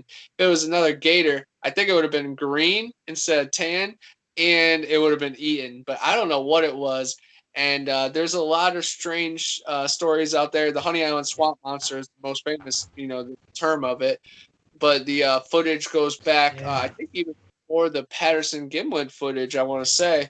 And it was found after the man died, and there's a Bigfoot spotted in the video, and it's pretty clear, and there's good breakdowns of it. Yeah. It's really wild.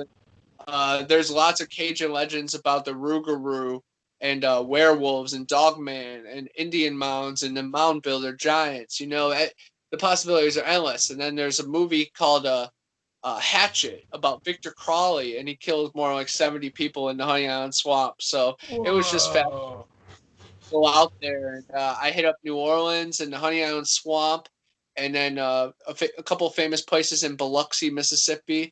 And then we hit up the Pascagoula River, which is famous for the Pascagoula River alien abductions.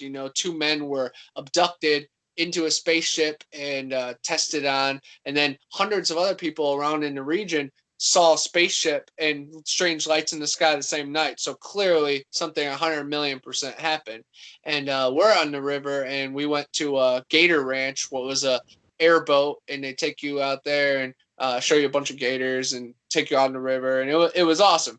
And then we went to a state park, Shepherd State Park, and we were just adventuring off the grid, and there was this pathway that was above the swamp, like 12 feet, pretty high up. So I'm just trying not to fall in the swamp because there's no way above. So the gators will eat you, in a heartbeat.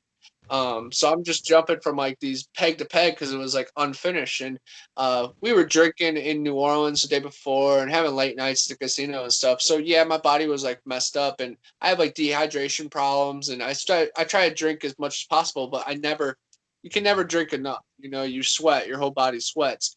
But I got this weird feeling in my stomach, and when I landed, I had an accident in my pants, and it was really bad, really embarrassing. And I waddled around for a second, and then when we made it finally to the woods, I was like, "Hey, I gotta go to the bathroom."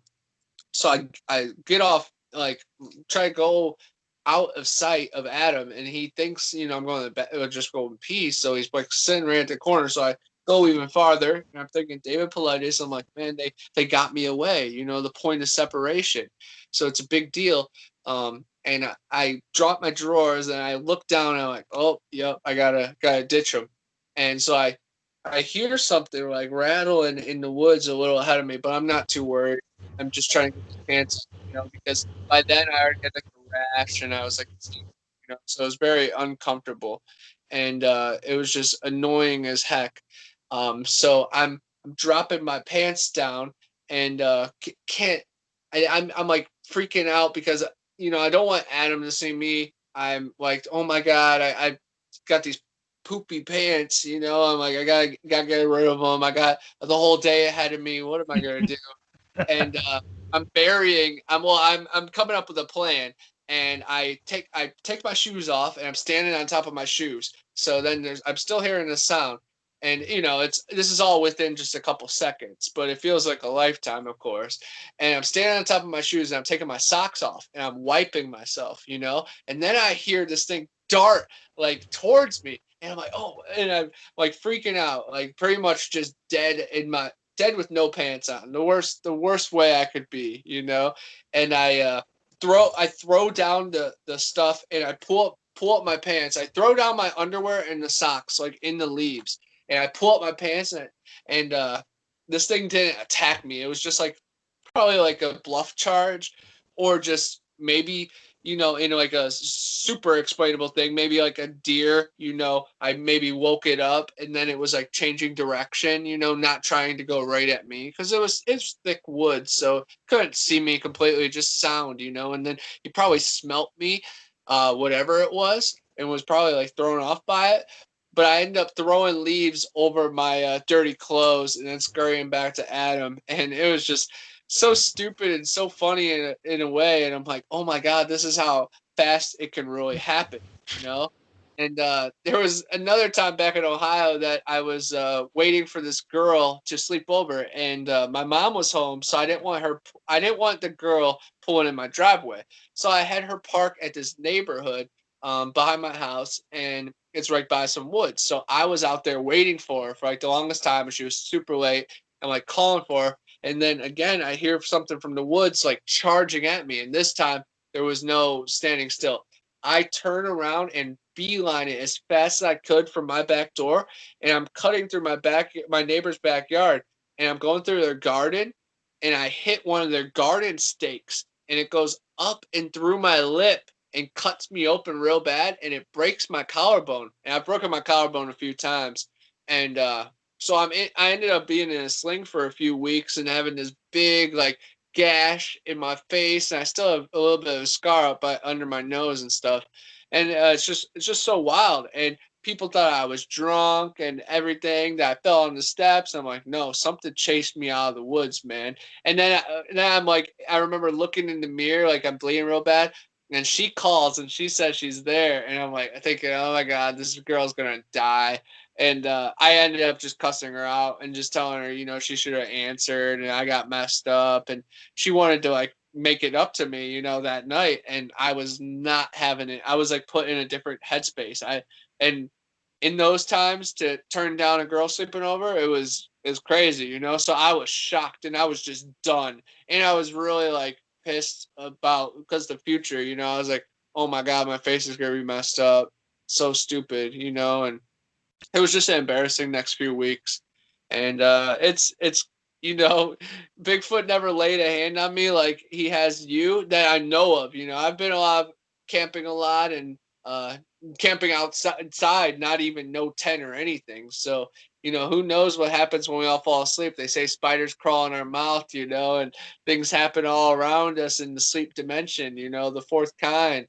But I've never knowingly had a Bigfoot touch me, but I've had a Bigfoot lead to me getting hurt before, and or a Bigfoot or a type of creature. And I look at Bigfoot as a very broad term. Sasquatch is like hairy, but Bigfoot can be Mothman, giants, Gillman, the creature from the Black Lagoon, the Rake, Gollum, even like Thunderbirds. And I know it's a stretch, but man, the hurricane that hit me, Hurricane Michael, that was alive.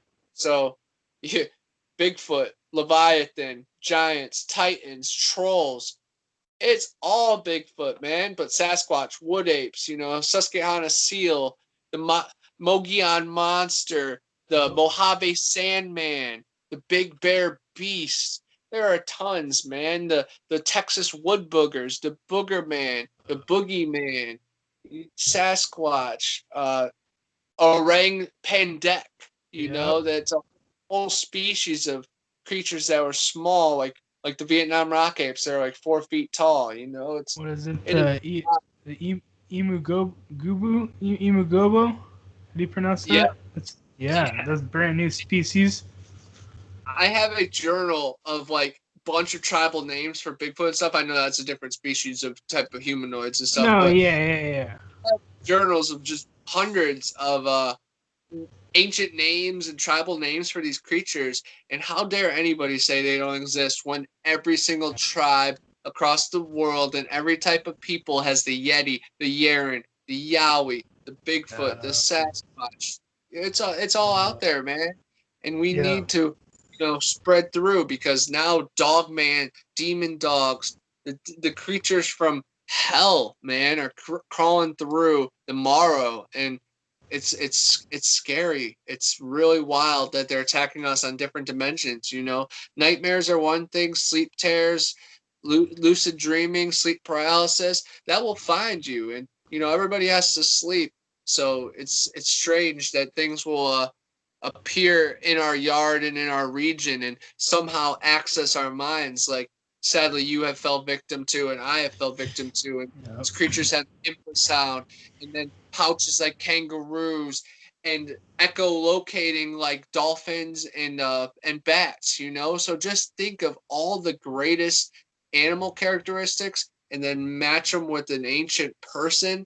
And I think that's what the creator has given us in the woods, our big brother Bigfoot, just like my second book says. And I think there's a big ground even that me and you have even covered, so let alone like this world has to really move forward with these things. And I hope people like Cliff and Bobo and Steve and David Politis and all these good people in the field can like really break the barrier and the stigma that surrounds Bigfoot, you know, and hopefully us young guns like you and me and, you know, Monsters of Mystery Past. And there's a lot of girls out there that are doing great stuff. You know, Third Eye Paranormal Crew, she's killing it out in Vegas, and she's an EMT. You know, I love seeing like the firemen and the government people that are doing it, you know, because not all the goofy guys that work at the retro game store and fishing shop can be into Bigfoot too. We need professionals, you know, and I think it's a big deal for many people to come together. You know, firemen, police, military, loggers, truckers, they've all had sightings. So we need to come together and believe and embrace the fellow brethren, you know, and embrace the Martian, man. Man on the Moon 3 just dropped. Kid Cudi, dude. We need to feel the positivity and soak in the vibrations of this world and that are beyond our eyes and ears, and stop being so naive and cutting it short and thinking we know it all. You know, we just need to absorb what's out there, because if you absorb, the answers will come. Just like how you got that mapped out of your campsite.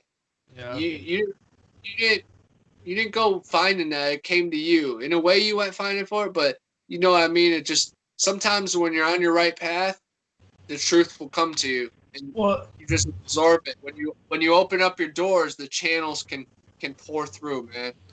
Well, so, and I'm a firm believer in everything happens for a reason. I know some people don't believe in that ideology and stuff, but that's my firm belief. And I believe that all that lined up for a reason. I believe I was at Squatch Fest that year at that time and was at that area of floor right in front of Jeff Meldrum's booth, having the book that I had signed from him, and Cliff running down from his booth yelling, "Tyler, Tyler!" and like introducing me to Clackamas Sasquatch Research Group. And because he knew that my area was up there and he knew that they researched that spot. So Cliff put us together, and then, you know, I go, and so then I go to the spot and all that stuff. Yeah, I really think things happen. Everything lines up, man. Like it definitely does, man. I cross paths. I'm from the same area code as Seth Breedlove from Small Time Monsters. Yeah. You know? Oh yeah. He's like exploded since me and him have became friends, and you know, I went to one of his film screenings that I donated to, and you know, I was doing in the question and answers like, hey, isn't Bigfoot? You think he has 1 foot in this dimension and 1 foot in the other? And you know, back in the day, like 8 years ago, that was an awesome question. Now it's like, dude, that's everyday talk. You know, Yes. like heck yeah, they're supernatural. They're so natural. They could be in multiple dimensions, and it's so cool that, dude, you're rubbing elbows with Cliff and Jeff Meldrum and a bunch of people, which is so awesome. And then I was rubbing elbows with Seth Breedlove, and then you became you, and I became me, and it's so cool that's how it works. It's a spider web. It's beautiful, and everything happens for a reason, man. Exactly. Me and you met each other for a reason, and who knows what we'll create from that. But even just chopping it up like this is like such an honor, and like it brings so many worlds together, you know, like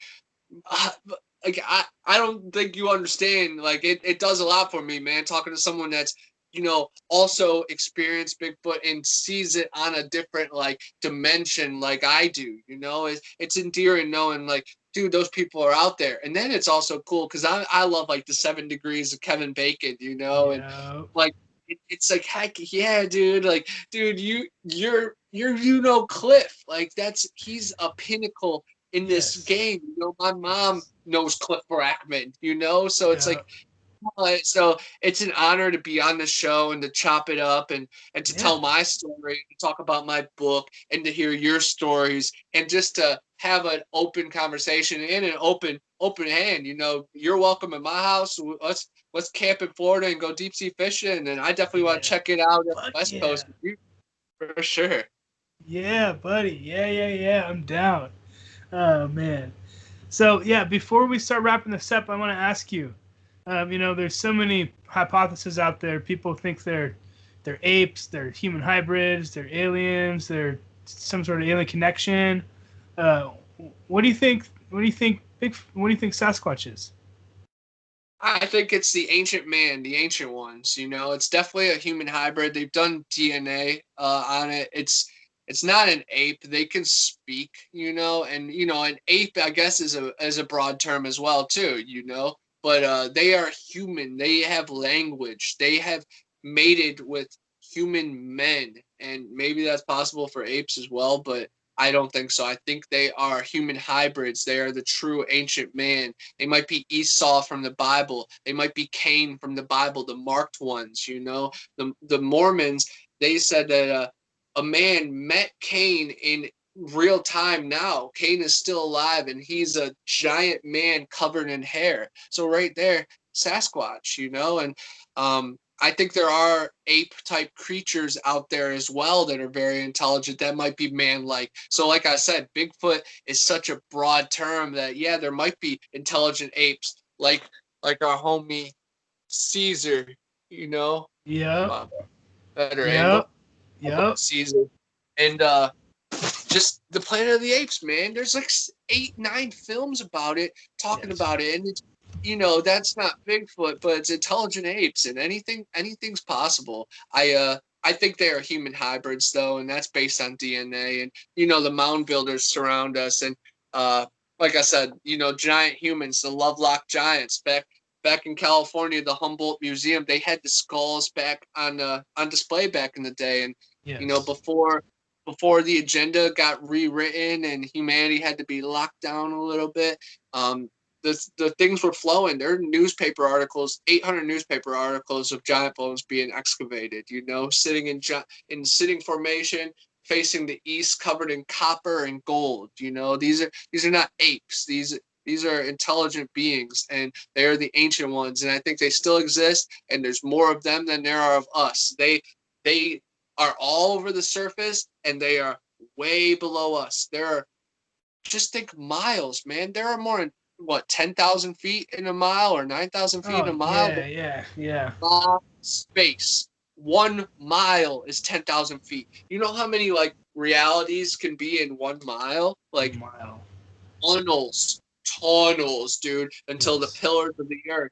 They probably go all the way down to hell. Who knows? Bigfoot might be the last barrier to us and Satan himself. The Bigfoot might be our last defenders. That might be the reason they're on Earth. So this thing goes so far beyond Harry and the Hendersons, and people want to laugh at us for liking Bigfoot or being interested in it. But guess what? Science meets Sasquatch, dude, this is the bridge to the creator. I'm trying to find God. I'm trying to find myself. I'm trying to find existence. I'm trying to find the answers to creation. And, some people think it's just myths and, oh, we're just soup and Big Bang Theory. We have no answers. We'll never have answers. No, there are answers. Answers are obtainable. Answers have already been out there and swept under the rug. So let's never give them too much credit and say, oh, there's none of this. People really think Bigfoot sightings would be on the news? Dude, there's thousands of Bigfoot sightings through the week. Squatch Me Now, NVTV has new footage, new pictures every single day. It doesn't get a sniff of the news because we see what's on the news now. Come on, man. Yes. It's crazy. Yeah. It's so crazy. And sadly, I think some people are being paid and swayed and threatened to say it's an ape. And it goes back to even the Sasquatch massacre. Homie John Green, if he killed these Sasquatches, he wants to cover it up and say, oh, they're just apes, because then, him killing some apes isn't as despicable as him killing Patty and her family. I'm just a person who lives in Ohio and Florida. I wasn't there. I think it's all interesting. I think killing of anything innocent is despicable. I want the truth to come out. I'm not pressing anybody in their chest or anything. But it's all very interesting, and it lines up to them wanting it to push apes and this, and it's like animals. Dude, they have language. It's already been proven. They've mated with humans. You can only sweep things under the rug for so much. If you're sweeping rocks under the rug, dude, you step on the rug, you're gonna feel the rocks. Come on. Yep, that's right. Can't hide it for too long, dude. And I've had enough. I've held a giant's bone in my hand. I've seen strange carcasses. You know, I've read the books. The movies exist. You know, Lord of the Rings, right there. Middle Earth, about orcs, dragons, treasure, hobbits. Come on, man, it's right there. Exists. It's about the Texas made by the same people that made Blair Witch. Monstrous. It's about the Beast of Whitehall, the Adirondack Mountains. You know, New York is no stranger to Bigfoot and Wolfman. The Wolfman, you know, based on the ancient movies, based in the 30s, ancient, you know, about 100 years ago now. The Phoenix Lights, thousands of people saw a UFO, you know, strange lights over Phoenix on multiple occasions. And people want to sweep it under the rug? Come on, man. Come on. Hundreds of people, thousands of people. And then a goofy, fun one, Strange Wilderness.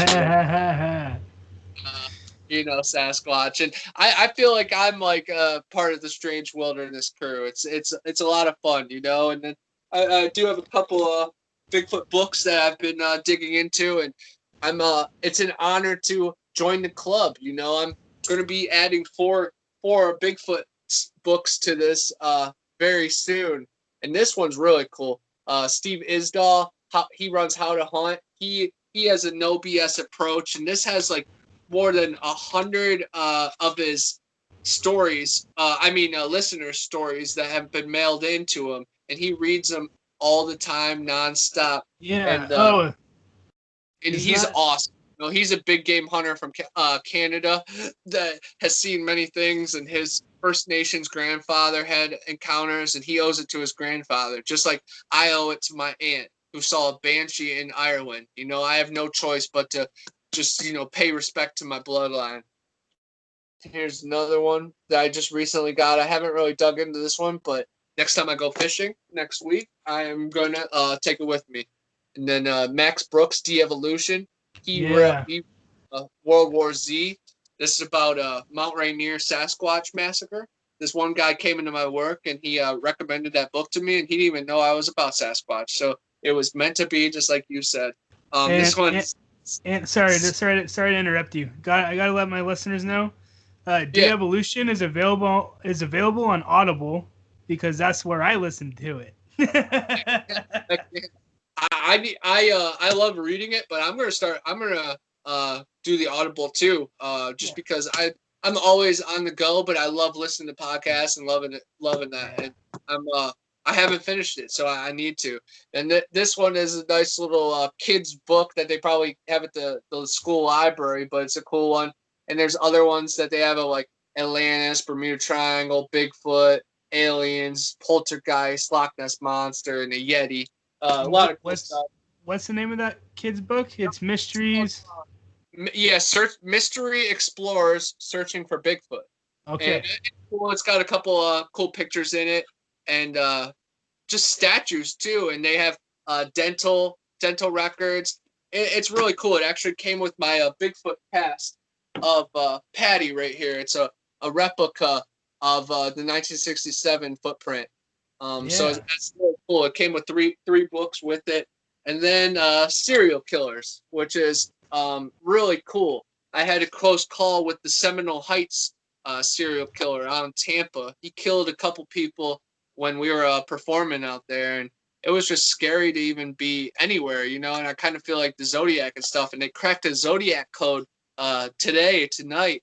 One of the codes from, you know, decades ago.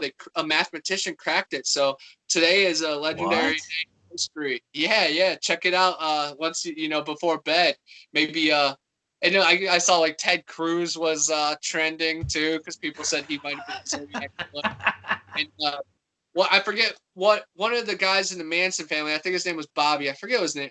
There's so many of them, but they connected him to being the Zodiac killer. And I have I'm obsessed with the Manson family, because I was low key like in a cult with that punk rock band musical. That was kind of like a cult, so I know what it's like. And I'm also from Ohio, and so is Charlie. And then I did the tour of the Moundsville Penitentiary, and that's where his mom was kept. And Charlie like grew up there, and he even requested to be transferred there. And during the tour, they show Charlie's letter, and the warden said, "When hell freezes over," and it's really funny. But then, so I first moved in to the, I was living out of my car, and I got accepted into the punk rock musical house, and the neighbor.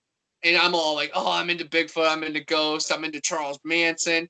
And they're like, oh, the neighbor is really into Charles Manson. So I went over there. His name is Larry Big Prine. Rest in peace. Huge inspiration. Great man. He has great videos on YouTube talking about the 7 principles of Huna. And just think, like, an old man neighbor that was cool with podcasts and like the psychedelic mind and conscious mind and about the Manson family. It was awesome. We would hike around the neighborhood, not even hike, just walk around the neighborhood. And there was this creature, this man that we called the shapeshifter. And he would dress as a woman, his own wife, an old woman, a man, a little kid. It would dress as different things. He had mental problems because his wife died, and I feel for him. He never hurt us or anything. So, do what you got to do to grieve in peace. But, he's called the shapeshifter. But we'd see him, pushing a shopping cart around town. It was far out. It was always a strange night in the Biltmore, estates. And but Big was really big on Charles Manson, and I told it's crazy that the house next door, a kid just stumbles on and then moves onto the couch, and then he's from Ohio and he knows all about Charles Manson.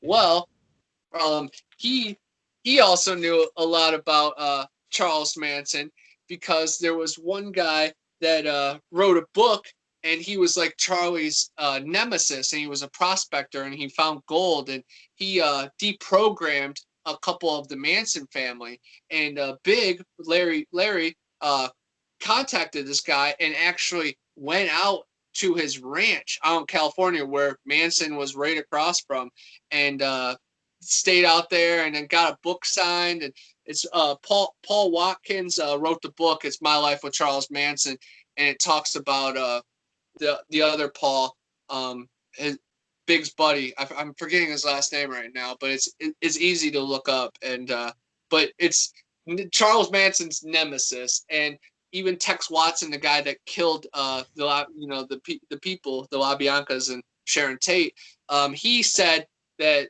this guy, this other Paul, he got in Charles' mind through a couple coincidences, because he said he put like a barrier on his mountain. So a couple times Charlie tried like driving up to like scare him, and then the car would break down or something. So it was always like some strange like mystical thing. So he was in his mind. So Big went to this cabin that Manson couldn't get to, and stayed there for like a week, and it was really cool. And he told us all this, and it was just really special time.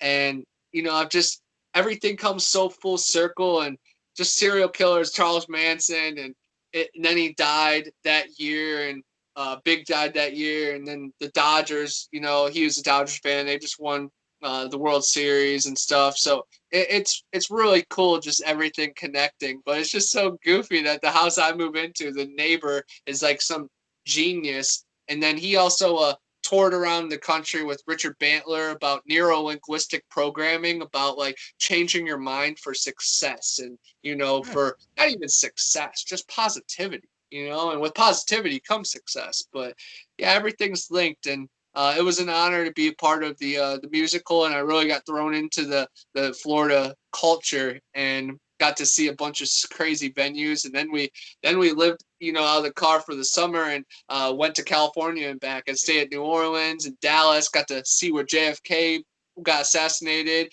Got to stay in Albuquerque, right down the street from Walter White's house, and in the Las Cruces and Oregon Mountains. Did some hiking there, and encountered the desert apes, and they're called desert apes, but they're the wild men of the Red Rock. And we stayed in California in Koreatown, and checked out a bunch of dispensaries, and hiked up to Batman's cave, and just did a bunch of stuff that is so cool, and it stayed in like the same same condos or apartments. I don't know what it would be called, but these little houses that Marilyn Monroe stayed in, like the same place. And My buddy Emery, he was a photographer. He let us stay at his house. Party at his house. We didn't sleep there. He ended up getting killed by a hit and run driver shortly after that. So rest in peace, Emery, man. Like he was so cool. He knew about we're in LA and he knew all about Ohio and Lakeland, like both of my homes. So it was so cool and such a special time. And we encountered a lot. And when you're in sleeping in a car, just sleeping in a car one night is tough. Sleeping in a car for weeks straight, sleeping at marinas and on picnic tables. And, a picnic table is nice compared to a back seat. So it really brings it out of you, and you get the tribal instinct. And sometimes you got to go primal to find these creatures that we're hunting for, and I don't want to bring any harm to them, but I want to bring awareness that not all of us humans are despicable and a plague. And I might not be the best for them, but I'm not trying to give myself to them or anything, but I'm trying to do what me and you are doing right now, chop it up and create something new with our vibrations, and maybe that's what they were trying to do to you. Maybe they felt a positive vibe from you. Them locking eyes with you is very interesting, but I keep thinking you did take something of theirs, so maybe it wasn't positive. Maybe they just wanted it back, maybe they were interested, or maybe they wanted to see who took it. Maybe they're fine with you taking it. Maybe because he didn't grab you hard, No, so it was a touch. Yeah. Yeah, it was a touch. It was a soft touch. It's interesting. It's very interesting, man. Yeah. Wrapping it up, I just wanted to clarify to everyone and you, if I wouldn't have had my mind speak encounter, if I would have seen this thing peeking from behind the tree and just vacated my bowels and in my pants from straight terror that I was feeling and just went about that, I still would have been closed-minded. I would not have been. I really feel like my mind was forced open. Like they were teaching me a lesson. Like, stop being so dumb and understand that you are tiny. You are not the biggest thing around. And I truly believe that's why I have had so much, like you're talking about the positive energy. I almost feel like it was like them awakening me. Like, hey, we need a new buddy or something similar of that aspect. Someone we can trust. Because I would never do anything. Like I said, as soon as I took that stick, it dawned on me how stupid it was. But at the same time, you need evidence. You know what I mean? Right. But it was just, it dawned on me that it's the second I took it, dude. I was like, oh man, I probably shouldn't have done that. Like. But you still have your possession now? I do. Oh wow, that's crazy. See, you're still connected to them, so I'm sure they can access your dreams and your thoughts. Hopefully in a positive way. Yes. And maybe they'll like give you like a warm feeling to come back, and when the time's right. And not that you're like scared to go back there. I'm not saying that. I'm just saying when the time's perfect, they'll be there waiting for you too, and that's very interesting. Definitely. Would I be able to read one of my poems and maybe play a song on guitar and maybe split a verse? I was about to ask you to do so. Yeah, I definitely appreciate it. Well, first I want to read a thing I wrote called "Along Came a Spider," and it's a cool story. I'm just gonna read it. Along came a spider crawling down the web, bit the insect with a bit of poison. But what it didn't know is the insect's blood was twice venomous as the spider's poison. It was a setup from the start, another way of art, being close to death still coming out on top.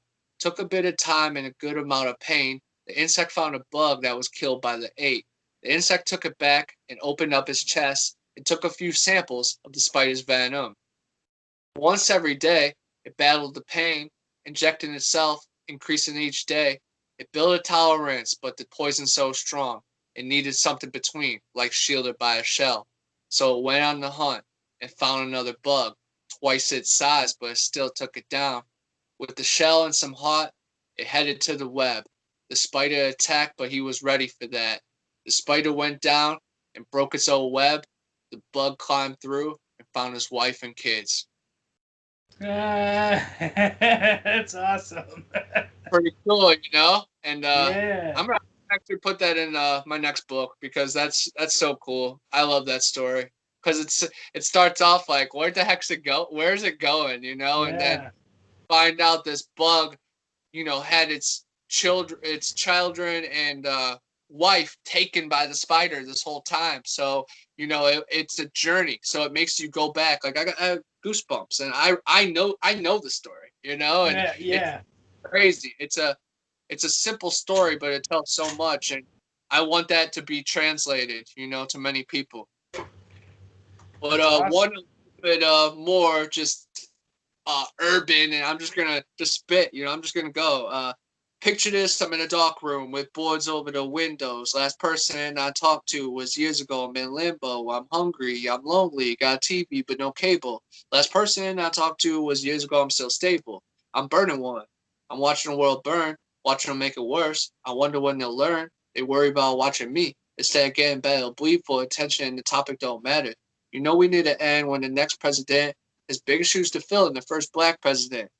We in the record-breaking debt, a list full of threats, a population full of broken people under stress. Corrupt government drove us to the end. Some of our worst enemies are hidden in our friends. And the public pretends that the politic defends, but really instead, they track all that you said. They know when you're not home. They know when you go to bed. I wrote this in my head so it couldn't get tracked. I wrote this on this path where I was running from the back. I wrote this in my head so I couldn't see the web. And that's just a little bit. I like that. That was awesome, man. That's a fun one. That's all over the place. That's a mixture of freestyle and then stuff I've written from, you know, when I was like a teenager to recently to a couple of years ago. And, you know, it's time travel within the syllable, you know, Yup. it's crazy. You know, I give myself goosebumps from it. It's really cool. And my very first rap was, my name's C. Flynn. I'm just a beginner. I roll on 24s because I'm a true winner. Winning's in my blood. It's flowing through my veins. Things are hard now. Yeah, I'm battling aches and pains. I'll be teaching my haters, using my brains, hanging with my boys, Sonny and Ray J. I'm the coordinator. I call the plays. My team never gonna stop. We gonna reach a peak. I run it myself like a quarterback stick. Let's hear it, Ray J. Yeah. And it's pretty funny because I'm like, I'm teaching my haters, using my brains, you know, and it's like, Yup. when it's my blood, it's flowing through my veins. It's like, dude, that was in 2006. I was 14 when I wrote that last one. Dude, I'm 28 now. That was 14 years ago, and I still see the correlations, you know? It's Yep. when it's blood, it's flowing through my veins. Things are hard now. I'm battling aches and pains. I'll be teaching my haters, using my brains. What the heck changed? What the heck changed? You know, I'm writing books now instead of songs. You know, but I'm Yep. still scribbling in my notebook. You know, still drawing goofy pictures. You know, but now they're just getting posted in my books. You know, it's really cool. The Lake Erie Monster. It's all just Yeah. silly, goofy stuff, man. The green clawed beast. That's the Ohio River monster, you know.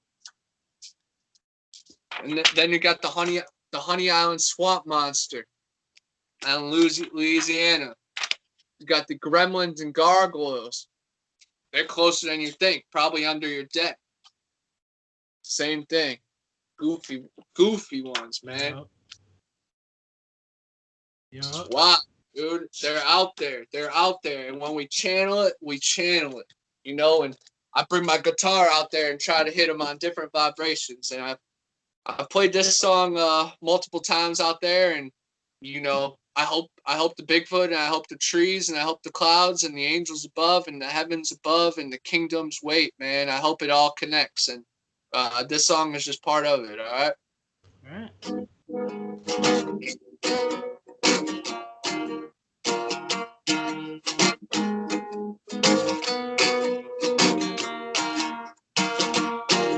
There's the nighttime in her eyes, and she comes alive. this moonlight in her blood, and she does it real good. The monster in the swamp can smell her coming. It's hell of the yacht. You better get to running. This nighttime in her eyes, and she comes alive. Fireflies in the sky when she dances around the fire. The stars shine bright, but they stare down inside. The one they chose to tell her no never came back, never told a soul. It's nighttime in her eyes and she comes alive. There's nighttime in her eyes and she comes alive. There's nighttime in her eyes and she comes alive. Each and every sinner, they call her a winner. They ran every summer and call St. Flynn. There's nighttime in her eyes and she comes alive. Nighttime in her eyes and she comes alive. Nighttime in her eyes and she comes alive.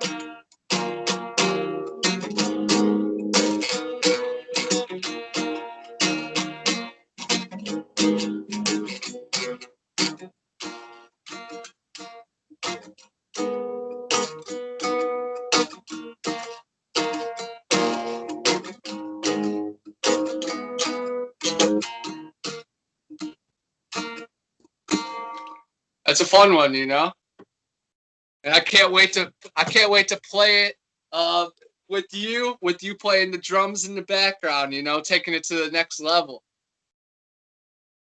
And maybe in the forest too, you playing the spoons around the campfire.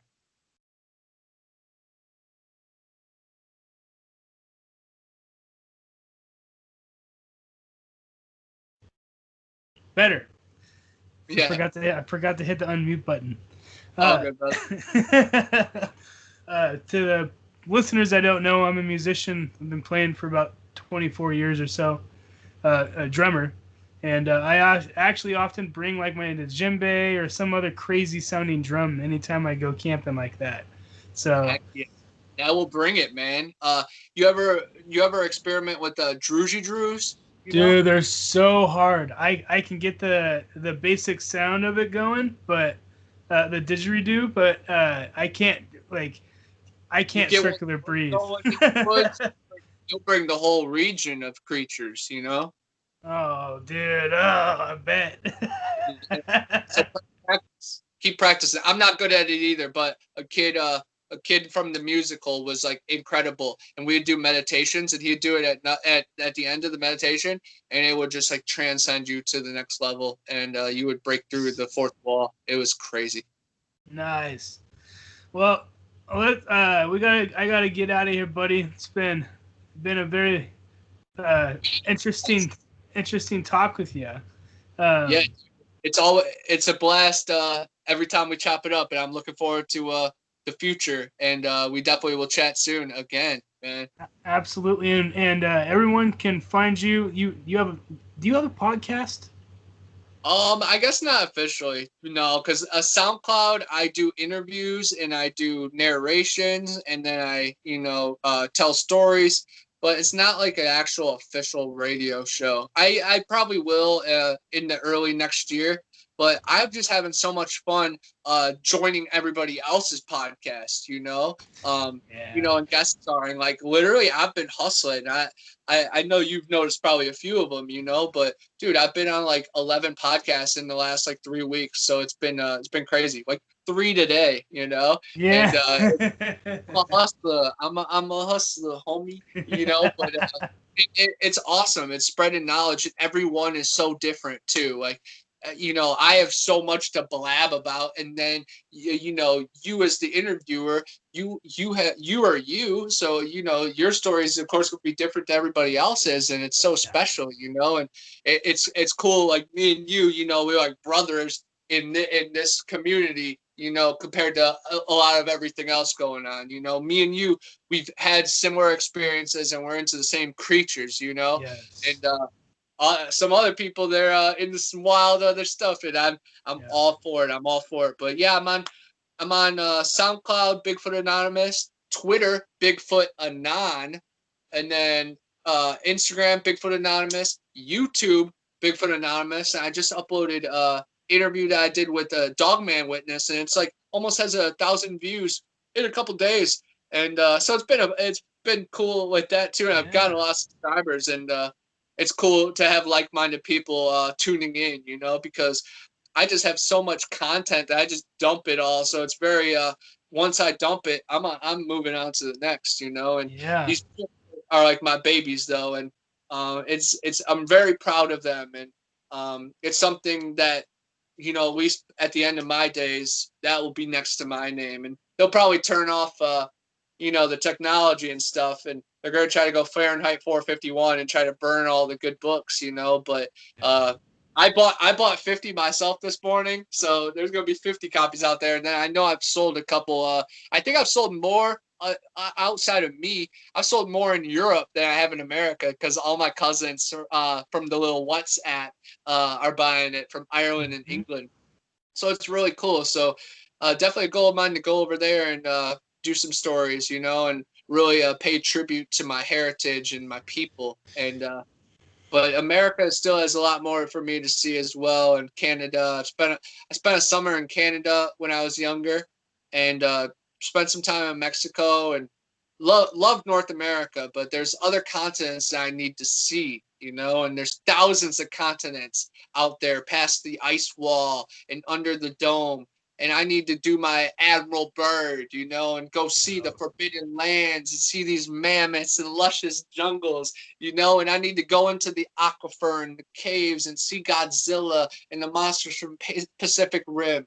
So, dude, you know,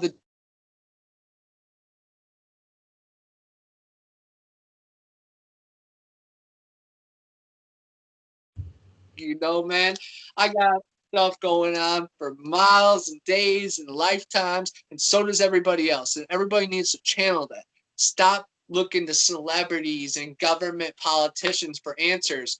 What happened to us having the answers and going out and finding what we need to in this world? We need to stop going to representatives, because guess what? The representatives are getting paid in their pockets, so their lies are lies, man. We need what we need. We need what we need, and that's the truth.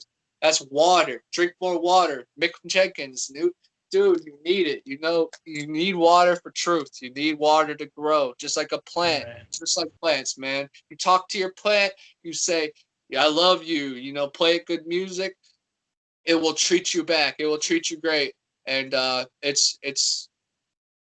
feel the same way in the world. You know, treat the world right, it will come back to you, you know. And I'm going to be goofy for a second. And there's this wig that I have, and it's an Anderson Varejao wig, and he is 7 foot tall. So guess what? He's a giant. So this wig, I got such long hair that the wig is goofy to wear it with too. This wig is a tribute to a giant, Anderson Varejao, the wild thing. Huh. All Bigfoot, you know? But it was a Guinness Book of World Records. They gave these out at the Cavs game, and everybody had them on. And it was like the most wigs ever in a place. But dude, I wear this on Halloween with my my referee shirt and my whistle, you know, and I'm a goofy referee. But this is it's a Bigfoot and giants above. That giants are walking amongst us. And one played for the Cavaliers and the Orlando Magic, and it's Anderson Varejao and Shaquille O'Neal and Yao Ming and Sean Bradley and Zydrunas Lagauskas and Taco Fall, the new guy who's 7'7". Dude, Whoa. the Giants are. We need to wake up. Like sumo wrestlers used to be about 3 times as big. There's Asian army videos that they're marching around giants, parading these giant sumo wrestlers, bigger than anybody could ever imagine. And it's just crazy, man. Mud fossils, you know, the size of Maui is the same shape as a man. You know, there's a mountain with a face on the New Hampshire 2000 quarter. You know, there's a ghost on the $2 bill. There's a pyramid on our dollar. There's a hidden owl from the Bohemian Grove on our money too. Like, dude, we got to stop acting like everything's normal and get a little funky with it, because getting funky with it is the closest to truth we've ever freaking been. You know, getting groovy in the woods, camping with your friends, shooting the crap, shooting the shoot at the fire. You know, that's the closest we can get to God, and we need to channel that. And God, Creator, Allah, the truth, the sky, whatever you want to call it, man, it is important. And our bridge shark creator might knock on the door. Right after the hurricane, on the other side of this trailer was bangs and stuff. So I don't know what the heck's going on, man. Soil is stained. You know, Native American genocide on this earth. Then there was genocide of the Sasquatch people. We we are stepping on some thin ice as humans, you know, and we might deserve to, you know, meet this virus, and you know, only the strong survive. And I might not make it through. You know, I'm not as durable as Billy John and G.I. Joe, but you know, I'm a good person. And I'll try to keep my light from going out until my end days, you know. And if anybody takes me the wrong way, then you know they must be evil, because I'm trying to fight for good, you know. And all this hooting and hollering, at the end of the day, I'll die trying to save my brother trying to drown. You know, I'd rather do that than watch him drown. So I don't got nothing for nobody, no negative people, no nothing negative coming from me. You know, I'm only negative towards negativity because, you know, basic math. That's positive. Yeah. Two negative, Yeah. positive. Come on. Two lefts make a right. Two wrongs make an extra wrong, you know? So let's just stay on our path, man. And if anybody likes what I'm freaking speaking, then check out Eerie Swamps Road Trip to Eden. It's a psychedelic conscious paranormal experience, and it's a freaking pleasure to be a part of. And being on this radio show is like a dream come true. You know, like I always wanted to write my books and talk about it. And thank you for the platform, and you being an expert and knowing and having firsthand experience and being an open mind. It allows me to be my goofy self that brings me closest to the truth and the closest I can get. And I'm appreciative that you brought it out of me. And thank you for bringing me on the show. And I can't wait to meet you in person and um, chop it up, bro, and you know, see what's out there in your stomping grounds, and camp, and hopefully have a safe encounter as well. And we're gonna go in with positive vibes, blanketing the forest, you know, and but we'll definitely go in with protection too, you know. Well, I appreciate you calling me an expert, but I am no in no way, shape, or form. I can tell you this much. I'm more just obsessed with the aspects, more of the scientific aspect of it, because of my experience, man. Like, it completely rocked me. So, with that being said, thank you for coming on tonight, buddy. I super appreciate it. I really looking forward to having you back again. I'm hoping we get good feedback from this, and I'm hoping all my listeners go on to what is it? It's Kindle, right? Yeah, just Amazon. You know, if you search Connor Flynn or Swamps or Big Brother Bigfoot, it's all showing up. So that's pretty cool. But yeah, Cool. I'm sure it will be in other places too. I'm sure you can find it in like the library, like in the dump section that nobody, you know. I was making jokes on Instagram, like people could get it as like a gag gift, or you know, use it as for warmth, you know, next year during Doomsday, so they could burn the books, you know. So Yeah. I think it's all fun and games. You know, I definitely want people to read my book, and it's been a blast writing it. It's so goofy that, you know, me late night just typing away and camping out, and you know, so much hard work, but it's really just life. So it's like nothing. I'm like, oh my god, I got paid Ruby Tuesdays for my book, you know, and like I was already looking at it like it was profit last night, you know, that I got free Ruby Tuesdays. And you know, I've put a lifetime of work into this, but when you care about your subject, it's not work, it's just fun, you know. And That's how I feel. even podcasts, like you get like anxious and like nervous a little bit, you know, and not scared, but just it's, you know, you know you're a part of something, you know, and it's bigger than you and me. So I love that feeling, and it pushes me farther, and it makes me uncomfortable sometimes. But going out of your comfort zone really shapes who you are, and you find out who you are. Because Plato is nothing, in the jar. But once you start playing with it, you get to see who you are and what you're made out of, you know, and it's cool. And I'm made out of a little bit more than I left Ohio thinking I had, you know, life on the road and being beat down and hitting rock bottom, being robbed, being ran off, being just everything on the list. Being handcuffed for going in the wrong house when I was concussed. You know, I've been attacked at the zoo. Not attacked, but I was at the Teamsters party, a Christmas party, and we were behind the scenes. We're back, you know, in like a special access, and there was an orangutan, and I backed up against this cage, and I had a hoodie on, and it pulled my hoodie. And it kept pulling me, and it was good. I couldn't fit through the cage, so it was gonna, like, I don't know, you know, just pull me until I broke or something. But they had to pull my hoodie off and everything, and just like, you know, that's just a friendly monkey. That was the homie. That was the orangutan, and just I felt the force. So I definitely. That's crazy. Yeah, it's crazy. A Bigfoot touched you as well, man. We got the touch, and but yeah, it was wild. It was wild. And the Teamsters are famous for, you know, Jimmy Hoffa. Jimmy Hoffa was a Teamster. I think he was a Teamster. I'm pretty sure he was the head of Teamsters. But my correspondent, he was Jimmy Hoffa Jr.'s bodyguard. And it's just crazy. Like, where did they bury Jimmy Hoffa? You know, where is he at? Is he still alive? Is he in Middle Earth with Abraham Lincoln and you know, Saddam Hussein and Hitler and all these other veterans? You know, I don't know. They said they killed Osama bin Laden, but I don't know. A lot of people don't know that he was in the CIA? Tim Osman. You know, come on, that's common knowledge in some circles. Others got no idea. Others got no idea. So with that, I'm gonna wrap things up. Heck yeah. But that's all I have for you guys today. But if you enjoyed today's episode, make sure you go check his stuff out. Or if you like this podcast, my podcast, in general, give it a like on your favorite podcast platform. I can be found anywhere from Anchor.fm to Breaker, Google and Apple Podcasts, Overcast, Pocket Cast, Radio Public, Spotify.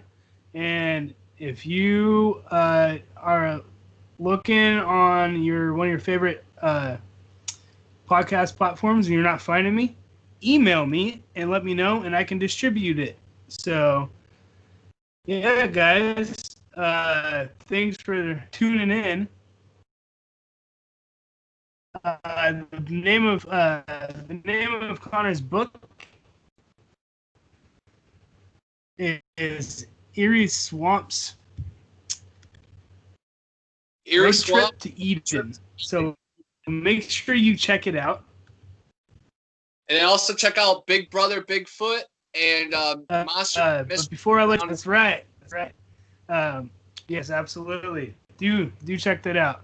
And make sure you spread not only the word of this show, but all of Connor's material.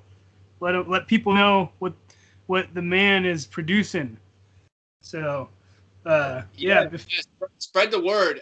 The Instagram algorithm is really goofy. You know, a like and a comment and a share goes a long way.